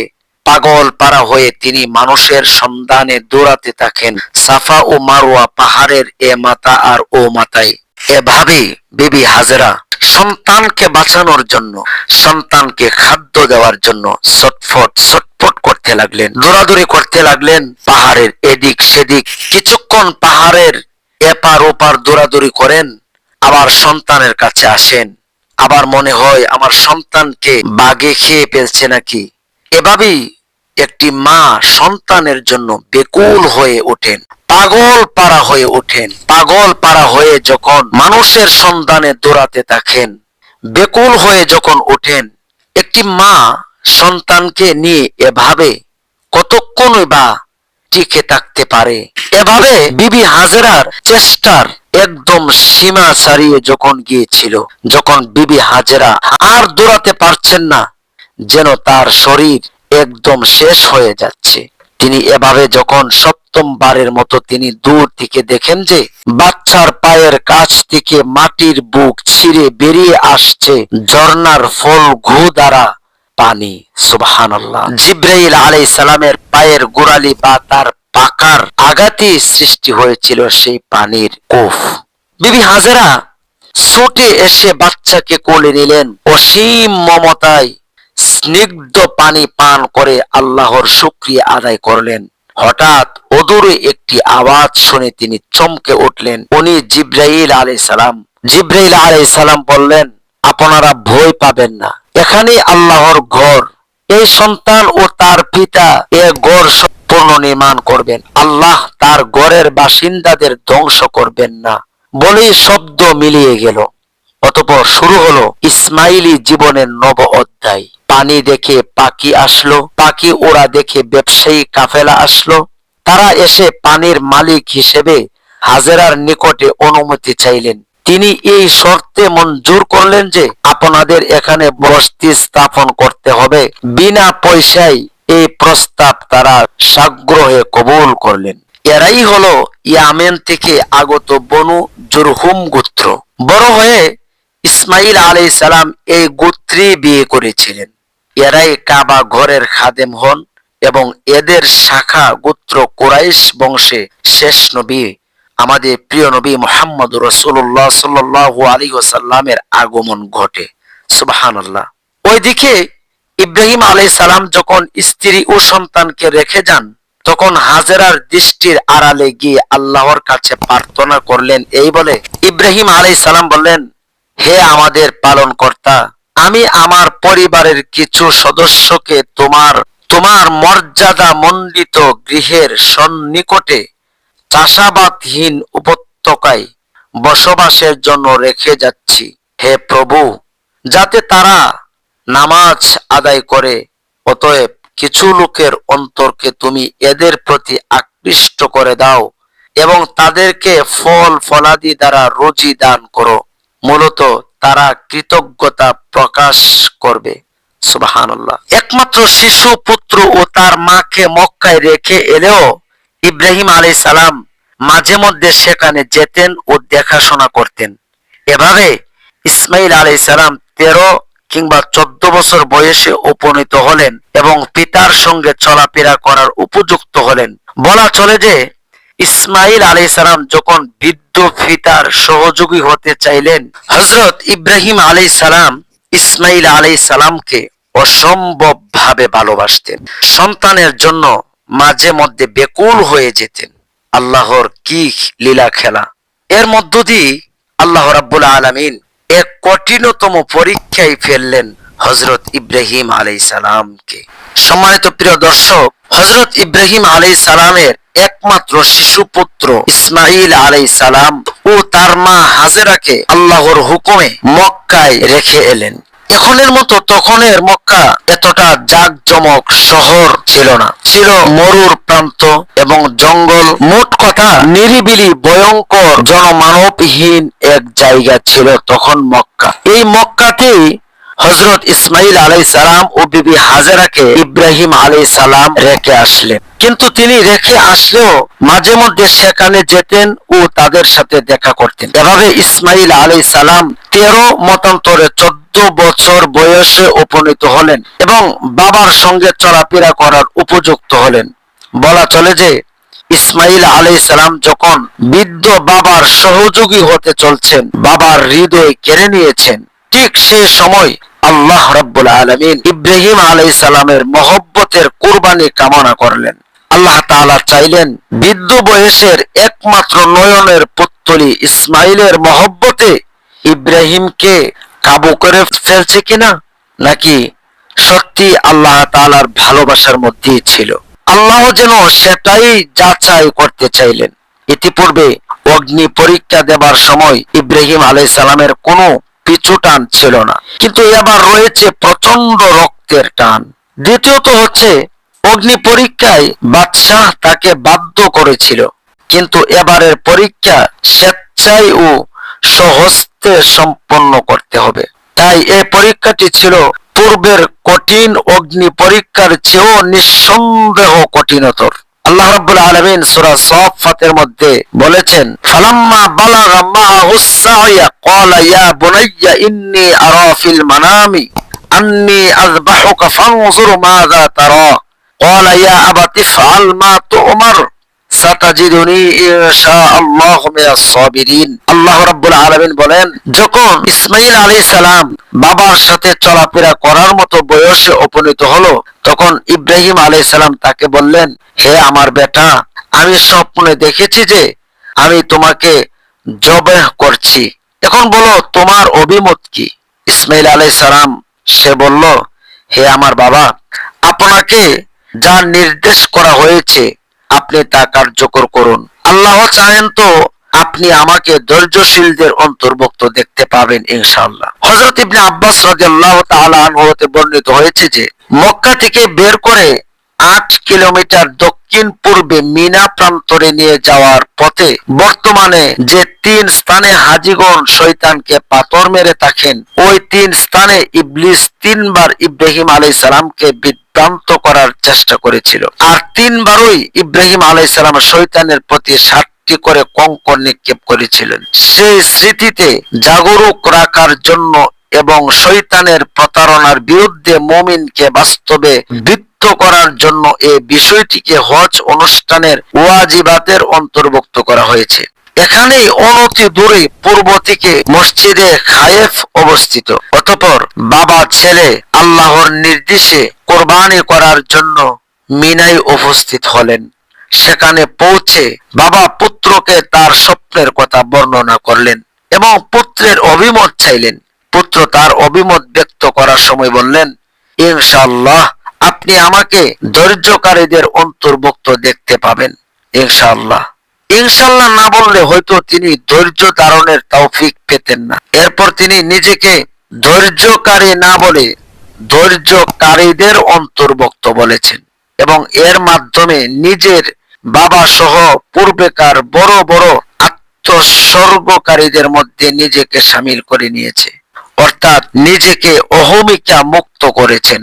যদিও তার নেই তরুণ্যর এরূপ স্বেচ্ছায় আত্মোৎসর্গের ঘটনা ইতিপূর্বে ঘটেছিল বলে জানা যায় না। আল্লাহ তাআলা বলেন, ফালাম্মা আসলামা ওয়া তাল্লাহু লিল জাবিন ওয়া নাদাইনাহু আইয়া ইব্রাহিম কদ সাদ্দাকাতার রুইয়া ইন্না কাযালিকা নাজজিল মুহসিনিন ইন্না হাযা লাহুয়াল বালাউল মুবিন ওয়া ফাদাইনাহু বিযিবহিন আযীম ওয়া তারাকনা আলাইহি ফিল আখিরিন সালামুন আলা ইব্রাহিম। অতঃপর বাবা ছেলে উভয়ে যখন আত্মসমর্পণ করলো এবং পিতা পুত্রকে উপর করে শায়িত করলো, তখন আমি তাকে ডাক দিয়ে বললাম, হে ইব্রাহিম, তুমি তোমার স্বপ্ন সত্য পরিণত করেছো। আমি এভাবেই সৎ কর্মশীলগণের প্রতিদান দিয়ে থাকি।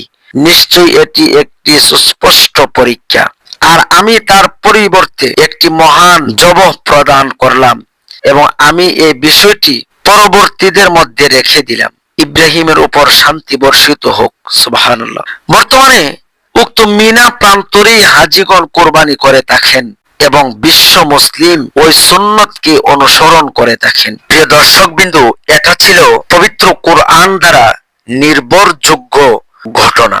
এই ঘটনাকে কেন্দ্র করে এটার সার কথা বা শিক্ষণীয় বিষয় হলো, ইব্রাহিম আলাইহিস সালামকে আল্লাহ স্বপ্নে আদেশ করেছিলেন, সরাসরি আদেশ করেননি। এর মধ্যে পরীক্ষা ছিল এই যে স্বপ্নের বিভিন্ন ব্যাখ্যা হতে পারত। যেমন নিরপরাধ মানুষকে হত্যা করা মহাপাপ, অধিকন্ত বাবা হয়ে নির্দোষ পুত্রকে নিজ হাতে হত্যা করা আরো বড় মহাপাপ। নিশ্চয়ই এমন অন্যায় কাজের নির্দেশ আল্লাহ দিতে পারেন না। অতএব এটা মনের কল্পনা বা নির্ভর স্বপ্ন হতে পারে। কিন্তু ইব্রাহিম আলাইহিস সালাম ওইসব ব্যাখ্যায় যাননি। তিনি নিশ্চিত ছিলেন যে এটা ওহী। কোন কোন বর্ণনায় এসেছে যে তিনি পর পর 3 দিন একই স্বপ্ন দেখেন। প্রশ্ন হতে পারে, আল্লাহ জিবরাইল মারফত সরাসরি নির্দেশ না পাঠিয়ে স্বপ্নের মাধ্যমে নির্দেশ পাঠালেন কেন? এর জবাব এই যে তাহলে তো আর পরীক্ষা হতো না, কেবল নির্দেশ পালন হতো। ইব্রাহিমকে তার স্বপ্নের কাল্পনিক ব্যাখ্যার ফাঁদে ফেলার জন্যই তো শয়তান মাঝ পথে বন্ধু সেজে তাকে ফিরিয়ে নিয়ে যেতে চেয়েছিল।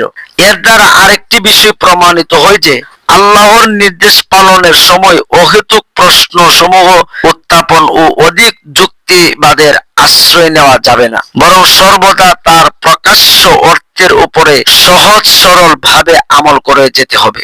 আল্লাহর মহব্বত ও দুনিয়াবি কোনো মহব্বত একত্রিত হলে সর্বদা আল্লাহর মহব্বতকে অগ্রাধিকার দিতে হবে এবং দুনিয়াবি মহব্বতকে কুরবানি দিতে হবে। ইব্রাহিম আলাইহিস সালাম এখানে সন্তানের গলায় ছুরি চালাননি, বরং সন্তানের মহব্বতের গলায় ছুরি চালিয়েছিলেন। আর এটাই ছিল পরীক্ষা। যদি কেউ আল্লাহর মহব্বতের উপরে দুনিয়াবি মহব্বতকে অগ্রাধিকার দেয়, তখন সেটা হয়ে যায় আল ইশরাক ফিল মাহাব্বা বা ভালোবাসায় শিরক। ইব্রাহিম আলাইহিস সালাম ও ইসমাঈল আলাইহিস সালাম দুজনেই উক্ত শিরক হতে মুক্ত ছিলেন। সুবহানাল্লাহ। বাবা ছেলের বিশ্বাসগত সমন্বয়ে ব্যতীত কুরবানির এই গৌরবময় ইতিহাস রচিত হতো না। ইসমাঈল আলাইহিস সালাম যদি বাবার অবাধ্য হতেন এবং দৌড়ে পাহাড়ের চূড়ায় উঠে যেতেন, তাহলে আল্লাহর হুকুম পালন করা ইব্রাহিম আলাইহিস সালামের পক্ষ হতে আদৌ সম্ভব হতো না। তাই এ ঘটনার মধ্যে ইঙ্গিত রয়েছে যে সমাজের প্রবীণদের কল্যাণময় নির্দেশনা এবং নবীনদের আনুগত্য ও উদ্দীপনা একত্রিত ও সমন্বিত না হলে কখনো কোনো উন্নত সমাজ গঠন করা সম্ভব নয়। এখানে মা হাজেরার অবদানও ছিল অসামান্য। যদি তিনি ওই বিজন ভূমিতে কচি সন্তানকে তিলে তিলে মানুষ করে না তুলতেন এবং স্রেফ আল্লাহর উপর ভরসা করে বুকে অসীম সাহস নিয়ে সেখানে বসবাস না করতেন, তাহলে পৃথিবী বাবা ছেলের এই মহান দৃশ্য অবলোকন করতে পারত না। এজন্যই বাংলার বুলবুল কাজী নজরুল ইসলাম গেয়েছেন, মা হাজেরা হোক মায়েরা সব, জবিহুল্লাহ হোক ছেলেরা সব, সব কিছু যাক সত্য রূপ, বিধির বিধান সত্য হোক। বলা চলে যে এই কঠিনতম পরীক্ষায় উত্তীর্ণ হবার পর ইব্রাহিম আলাইহিস সালাম বিশ্ব নেতৃত্বের সামনে বসিত হন। সুবহানাল্লাহ। যেমন আল্লাহ তাআলা বলেন, ওয়া ইযি তালা ইব্রাহিম রাব্বুহু বিকালিমাতিন ফাআতাম্মাহুন ক্বালা ইন্নী জাইলুকা লিন-নাসি ইমামা। যখন ইব্রাহিমকে তার পালনকর্তা কয়েকটি বিষয় পরীক্ষা করলেন, অতঃপর তিনি তাতে উত্তীর্ণ হলেন। আল্লাহ তাআলা বলেন, আমি তোমাকে মানব জাতির নেতা বানিয়ে দিলাম। সুবহানাল্লাহ। প্রিয় দর্শক বিন্দু, এটা ইব্রাহিম আলাইহিস সালামের জন্য অনেক বড় একটি পরীক্ষা ছিল। অতঃপর ইব্রাহিম আলাইহিস সালাম ইসমাইল আলাইহিস সালামকে নিয়ে বাড়ি ফিরলেন। ফিরে পুরো ঘটনা বিবি হাজেরার সাথে শেয়ার করলেন। বিবি হাজেরা উক্ত পুরো ঘটনা শুনে যার পরনায় খুব খুশি হলেন। অতঃপর খুশি মনে হযরত ইব্রাহিম আলাইহিস সালাম ইসমাইলকে মার কাছে ফিরিয়ে দিলেন। হযরত ইব্রাহিম আলাইহিস সালাম ও ইসমাইলের কুরবানির ঘটনার পর কিছুদিন পরই আল্লাহ রাব্বুল আলামিন হযরত ইব্রাহিম আলাইহিস সালামকে আদেশ করলেন, হে ইব্রাহিম, তুমি পবিত্র কাবা পূর্ণ নির্মাণ করো। প্রিয় দর্শকবিন্দু, এখানে আমাদের জানার বিষয়, আল্লাহ তাআলা কাবা ঘরকে পূর্ণ নির্মাণ কাজের কথা কেন বললেন? এর মানে হচ্ছে ইব্রাহিম আলাইহিস সালাম ও ইসমাইল কাবা নির্মাণ করার আগে থেকেই এখানে কাবা ছিল, তথা হযরত আদম আলাইহিস সালাম যখন দুনিয়াতে এসেছেন, আল্লাহ তাআলা আদম আলাইহিস সালামের মাধ্যমে পবিত্র কাবা ঘর নির্মাণ করিয়েছিলেন। হযরত নূহ আলাইহিস সালামের বন্যার সময় কাবা ঘরটি ধসে গিয়েছিল। এজন্যই আল্লাহ তাআলা হযরত ইব্রাহিম আলাইহিস সালামকে বললেন কাবা ঘর পূর্ণ নির্মাণ করতে। আল্লাহ তাআলা যখন হযরত ইব্রাহিম আলাইহিস সালামকে কাবা ঘর পূর্ণ নির্মাণ করার জন্য বলেছেন, তখন ইব্রাহিম আলাইহিস সালাম ইসমাইল আলাইহিস সালামের কাছে চলে আসলেন। এসে দেখলেন হযরত ইসমাইল আলাইহিস সালাম কোন এক জায়গায় বসে আছেন। ছোট ইসমাইলের কাছে বাবা ইব্রাহিম বসে পড়লেন। বসে ছেলেকে উদ্দেশ্য করে বললেন, হে আমার বৎস ইসমাইল, আল্লাহ তাআলা আমাকে একটি আদেশ করেছেন, আর সে আদেশ হলো আল্লাহ তাআলার ইবাদত করার জন্য একটি ঘর নির্মাণ করতে। এখন তুমি কি বলো? তদুত্তরে ইসমাইল আলাইহিস সালাম বললেন, হে পিতা, আল্লাহ তাআলা আপনাকে যে আদেশ করেছেন, আপনার উচিত আমাকে নিয়ে অচিরেই আল্লাহ তাআলার আদেশের সামনে মাথা নত করা, অর্থাৎ আল্লাহ তাআলার আদেশ পালন করা। এখন ইব্রাহিম আলাইহিস সালাম তো জানতেন না পূর্বেকার কাবা শরীফ কোথায় অবস্থিত, কোথায় তিনি কাবা ঘর নির্মাণ করবেন, এর জন্য জায়গা কোথায় পাবেন বা কোন জায়গাতে কাবা ঘর নির্মাণ করবেন। এই নিয়ে যখন ইব্রাহিম আলাইহিস সালাম একটি পেরেশানির মধ্যে ছিল, তখন হযরত ইসমাইল আলাইহিস সালাম বললেন, হে আমার পিতা, আপনি আল্লাহ তাআলার কাছে দোয়া করুন আর বলুন কোথায় কোন জায়গাতে কাবা নির্মাণ করবেন। ছেলের কথা শুনে ইব্রাহিম আলাইহিস সালাম আল্লাহ তাআলার কাছে দোয়া করলেন।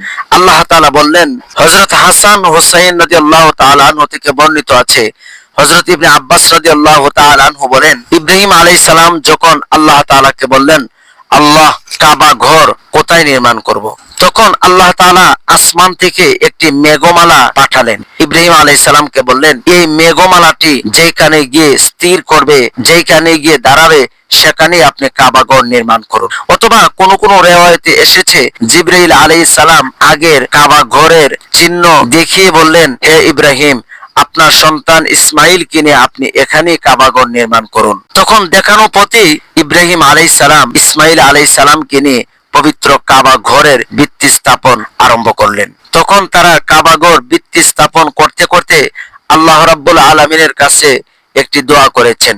দোয়াটি হচ্ছে, রব্বানা তাকাব্বাল মিন্না ইন্নাকা আনতাস সামিউল আলিম।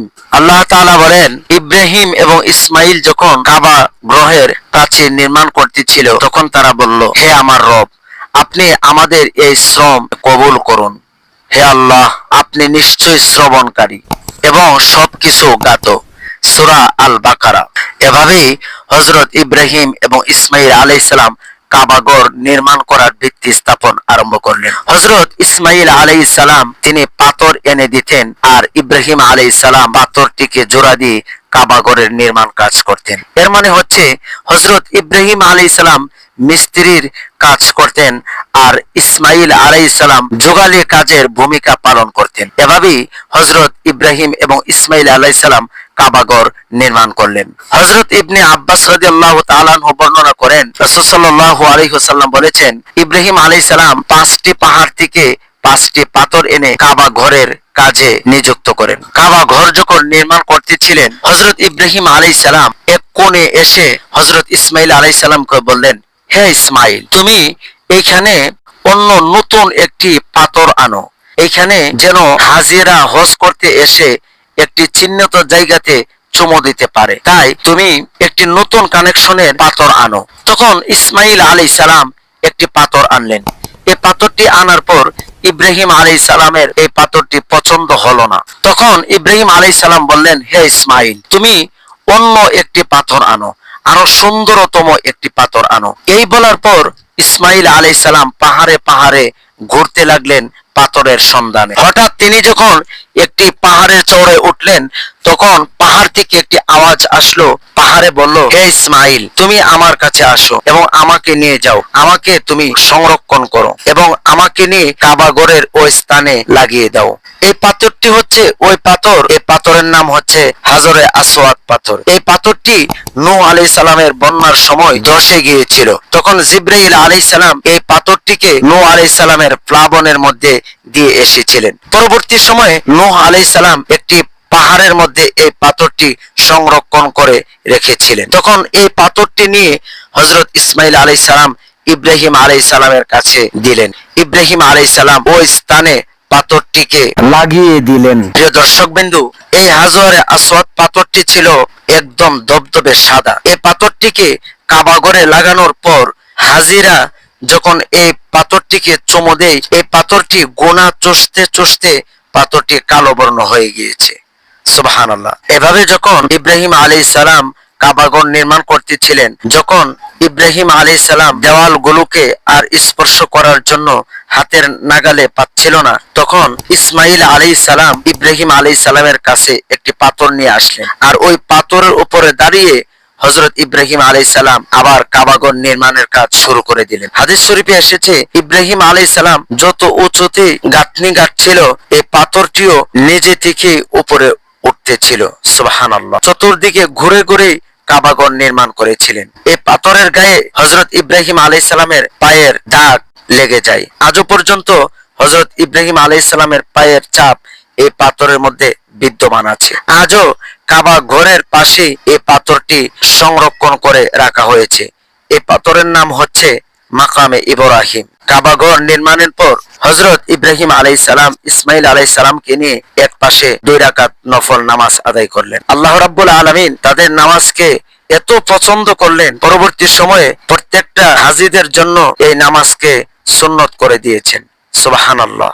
কাবা ঘর যখন নির্মাণ কাজ শেষ করলো, তখন আল্লাহ তাআলা ইব্রাহিম আলাইহিস সালামকে বললেন, হে ইব্রাহিম, আপনি এবার পৃথিবীর মানুষদেরকে জানিয়ে দেন এবং ঘোষণা করে দেন, তারা যেন এসে কাবা ঘরের মধ্যে তাওয়াফ করে এবং হজ পালন করে। ইব্রাহিম আলাইহিস সালাম বললেন, হে আমার প্রভু, আমি আমার এই ক্ষুদ্র আওয়াজ কিভাবে আপনার প্রত্যেকটা বান্দাবান্দির কাছে যাবে? আল্লাহ তাআলা বললেন, হে ইব্রাহিম, আপনি একটি পাহাড়ের উপরে দাঁড়ান, দাঁড়িয়ে আপনি পৃথিবীর মানুষদেরকে উদ্দেশ্য করে আহ্বান করুন, আমি আল্লাহ তাআলা তাদের কানে কানে পৌঁছে দিব।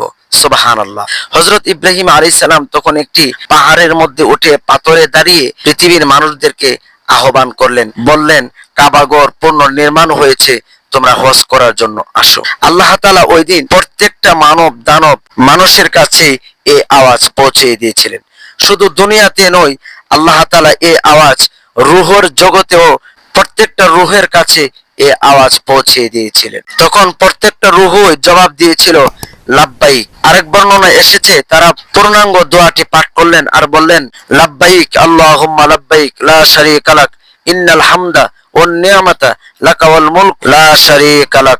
রূহের জগৎ থেকে ইব্রাহিম আলাইহিস সালামের আহ্বানে যারা একবার লাব্বাইক বলেছিল, তারা দুনিয়াতে এসে একবার হজ করবে। যারা 2 বার লাব্বাইক বলেছিল, তারা 2 বার হজ করবে। যারা 3 বার লাব্বাইক বলেছিল, তারা 3 বার হজ করবে।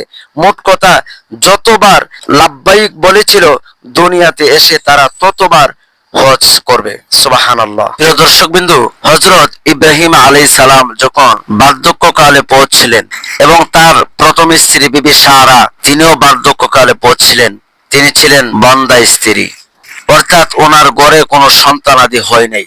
এ সময় বন্দা স্ত্রী সারার গর্ভে ভবিষ্যৎ সন্তান ইসহাক আলাইহিস সালাম জন্মের সুসংবাদ নিয়ে ফেরেশতাদের শুভ আগমন ঘটে। হযরত ইবনে আব্বাস রাদিয়াল্লাহু তাআলা আনহু বলেন, উক্ত ফেরেশতাগণ ছিলেন হযরত জিবরাইল আলাইহিস সালাম, হযরত মিকাইল আলাইহিস সালাম ও হযরত ইসরাফিল আলাইহিস সালাম। তারা মানুষের রূপ ধারণ করে এসেছিলেন। এ বিষয়ে পবিত্র কোরআনের বক্তব্য হলো, ওয়ালাকাদ জাআত রাসূলুনা ইব্রাহিম বিল বুশরা ক্বালু সালামা ক্বালা সালামুন ফামা লাবিসা আন জাআ বিইজলিন হানিজ। আল্লাহ তাআলা বলেন, আর আমাদের প্রেরিত সংবাদ বাহকগণ অর্থাৎ ফেরেশতাগণ ইব্রাহিমের নিকটে সুসংবাদ নিয়ে এলো এবং বলল সালাম, সেও বলল সালাম। অতঃপর অল্পক্ষণের মধ্যে সে একটা ভুনা করা বাছুর এনে তাদের সম্মুখে পেশ করলো। সূরা হুদ। কিন্তু সে যখন দেখলো যে মেহমানদের হাত সেদিকে প্রসারিত হচ্ছে না, তখন সে সন্দেহ পড়ে গেল এবং মনে মনে তাদের সম্পর্কে ভয় অনুভব করতে লাগলো। কারণ এটা তখনকার যুগের খুনিদের নীতি ছিল। খুনিদের নীতি ছিল যে যাকে তারা খুন করত তার বাড়িতে তারা খেত না। তারা বলল, আপনি ভয় পাবেন না, আমরা লূতের কওমের প্রতি প্রেরিত হয়েছি।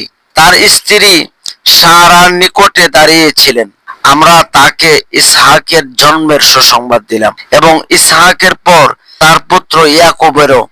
সুবহানাল্লাহ। ও সে বলল, ইয়া আল্লাহ, আমি সন্তান প্রসব করব, অথচ আমি বার্ধক্যের শেষ সীমায় পৌঁছে গিয়েছি আর আমার স্বামীও বৃদ্ধ হয়ে গিয়েছে। এত বড় আশ্চর্যের কথা। তারা বলল, আপনি আল্লাহর নির্দেশের বিষয়ে আশ্চর্য বোধ করেছেন? হে গৃহবাসীগণ, আপনাদের উপরে আল্লাহর রহমত ও প্রভুর বরকত রয়েছে। নিশ্চয়ই আল্লাহ প্রশংসিত ও মহিমান্বিত। সূরা হুদ। একই ঘটনা আলোচিত হয়েছে সূরা হিজর 52 থেকে 56 নম্বর আয়াত পর্যন্ত এবং সূরা জারিয়াত 24 থেকে নিয়ে 30 নম্বর আয়াত পর্যন্ত। উল্লেখ্য যে অধিক মেহমানদারির জন্য ইব্রাহিম আলাইহিস সালামকে আবু জারফান বলা হয়, অর্থাৎ মেহমানের বাবা। এ সময় বিবি সারার বয়স ছিল আনুমানিক 90 বছর এবং ইব্রাহিম আলাইহিস সালামের ছিল প্রায় 100 বছর। সারা নিজেকে বন্দা মনে করতেন এবং সে কারণেই সেবিকা হাজেরাকে স্বামীর জন্য উৎসর্গ করেছিলেন এবং তার সাথে বিবাহ দিয়েছিলেন সন্তান লাভের জন্য। অথচ সেই ঘরে ইসমাইল আলাইহিস সালাম জন্মের পরেও তাকে তার মা সহ মক্কায় নির্বাসনে রেখে আসতে হয় আল্লাহর হুকুমে।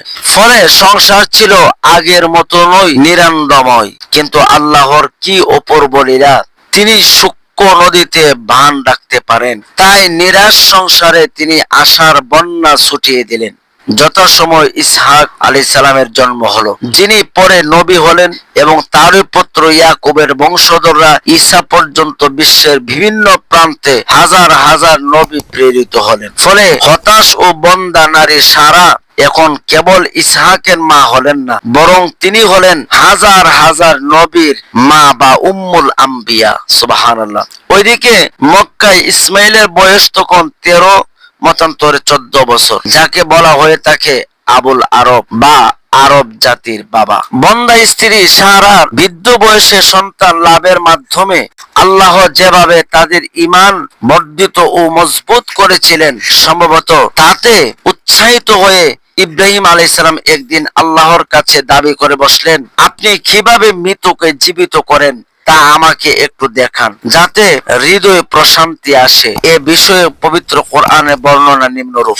আল্লাহ তাআলা বলেন, ওয়াইয ক্বালা ইব্রাহিম রাব্বি আরিনি কাইফা তুহয়িল মাউতা ক্বালা আওয়ালাম তুমিন ক্বালা বালা ওয়ালাকিন লিয়াতমাইন্না কলবি ক্বালা ফাখুয আরবাআতাম মিনাত তায়রি ফাসুরহুন্না ইলাইকা সুম্মা জাআল আলা কুল্লি জাবালিন মিনহুন্না জুজআন সুম্মা দুহুন্না ইয়াতিনাকা সাইয়া ওয়ালাম আন্নাল্লাহা আজিজুন হাকীম। আল্লাহ তাআলা বলেন, আর স্মরণ করো যখন ইব্রাহিম আলাইহিস সালাম বলল, হে আমার পালনকর্তা, আমাকে দেখাও কিভাবে তুমি কিয়ামতের দিন মৃতকে জীবিত করবে। আল্লাহ বললেন, তুমি কি বিশ্বাস করো না? ইব্রাহিম আলাইহিস সালাম বললেন, অবশ্যই আমি বিশ্বাস করি, কিন্তু হে আমার পালনকর্তা, আমি দেখতে চাই কেবল এজন্য যাতে আমার হৃদয়ে প্রশান্তি লাভ করতে পারে। আল্লাহ তাআলা বললেন, তাহলে 4টি পাখি ধরে নাও এবং সেইগুলোকে নিজের পোষ বানিয়ে নাও, অতঃপর সেগুলোকে জবাই করো এবং সেইগুলির দেহের এক একটি অংশ বিভিন্ন পাহাড়ের উপর রেখে আসো। তারপর সেগুলোকে ডাক দাও, দেখবে তোমার দিকে দূরে চলে আসবে। আল্লাহ তাআলা বললেন, এই পাখিগুলো উড়তে উড়তে তোমার কাছে আসবে না, এক দূরে চলে আসবে। কারণ উড়তে উড়তে যদি চলে আসে, অন্য পাখিদের সাথে যদি মিলে যায় আর তোমার ভিতর যদি সন্দেহ ঢোকে, অর্থাৎ আল্লাহ তাআলা বলেন অন্য অন্য পাখির সাথে মিশে গিয়ে তোমার দৃষ্টি বিমুক্ত করতে পারে।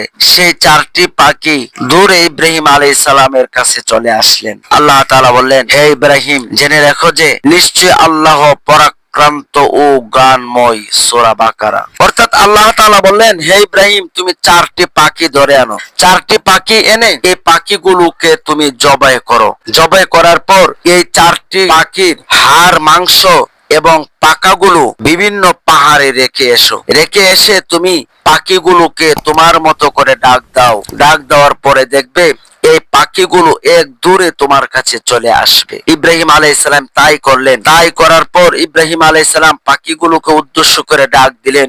ডাক দিতে দেরি হলেন, ইব্রাহিম আলাইহিস সালামের কাছে আসতে দেরি হলো না।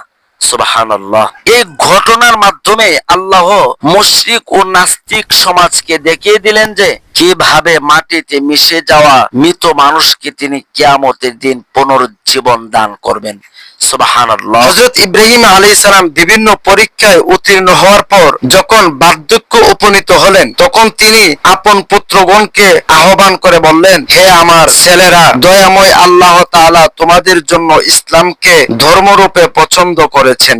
সুতরাং তোমরা মহান আল্লাহর আনুগত্য স্বীকার করার পূর্বেই মৃত্যুবরণ করো না। আল্লাহ তাআলা মানুষকে বিপদ আপদ দিয়ে তার আনুগত্যের দিকে আকর্ষণ করেন। ধৈর্যহারা হলে মানুষ আল্লাহর নৈকট্য লাভ করতে সক্ষম হয় না। অতএব তোমরা বিপদে ধৈর্য রক্ষা করবে এবং কল্যাণ ও মঙ্গলের আল্লাহ তাআলার শুকরগুজারি করবে। একদিন আজরাইল আলাইহিস সালাম হযরত ইব্রাহিম আলাইহিস সালামের নিকট আগমন করলেন। হযরত ইব্রাহিম আলাইহিস সালাম তাকে জিজ্ঞেস করলেন, হে ভাই আজরাইল, তুমি কি আমার প্রাণ বের করে নিতে এসেছো?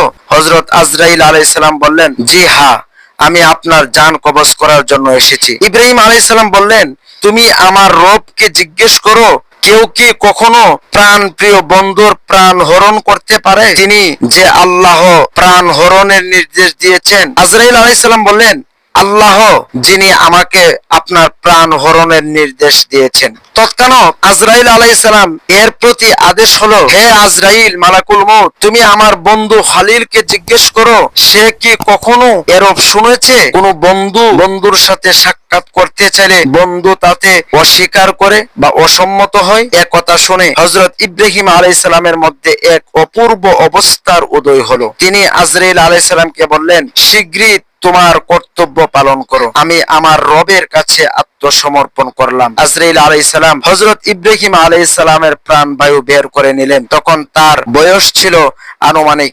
180 বছর, মতান্তরে 200 বছর। হযরত ইব্রাহিম আলাইহিস সালাম মৃত্যুর পর হযরত ইসমাইল আলাইহিস সালাম ও হযরত ইসহাক আলাইহিস সালাম সকলে মিলে হযরত ইব্রাহিম আলাইহিস সালামের জানাজা পড়লেন এবং লাশকে দাফন করলেন। তার লাশ মোবারক জেরুজালেমে বাইতুল মুকাদ্দাসের কাছে সমাহিত করা হয়। আল্লাহ তাআলা আমাদেরকে এই ঘটনা থেকে শিক্ষা গ্রহণ করার তৌফিক দান করুন। আল্লাহুম্মা আমিন।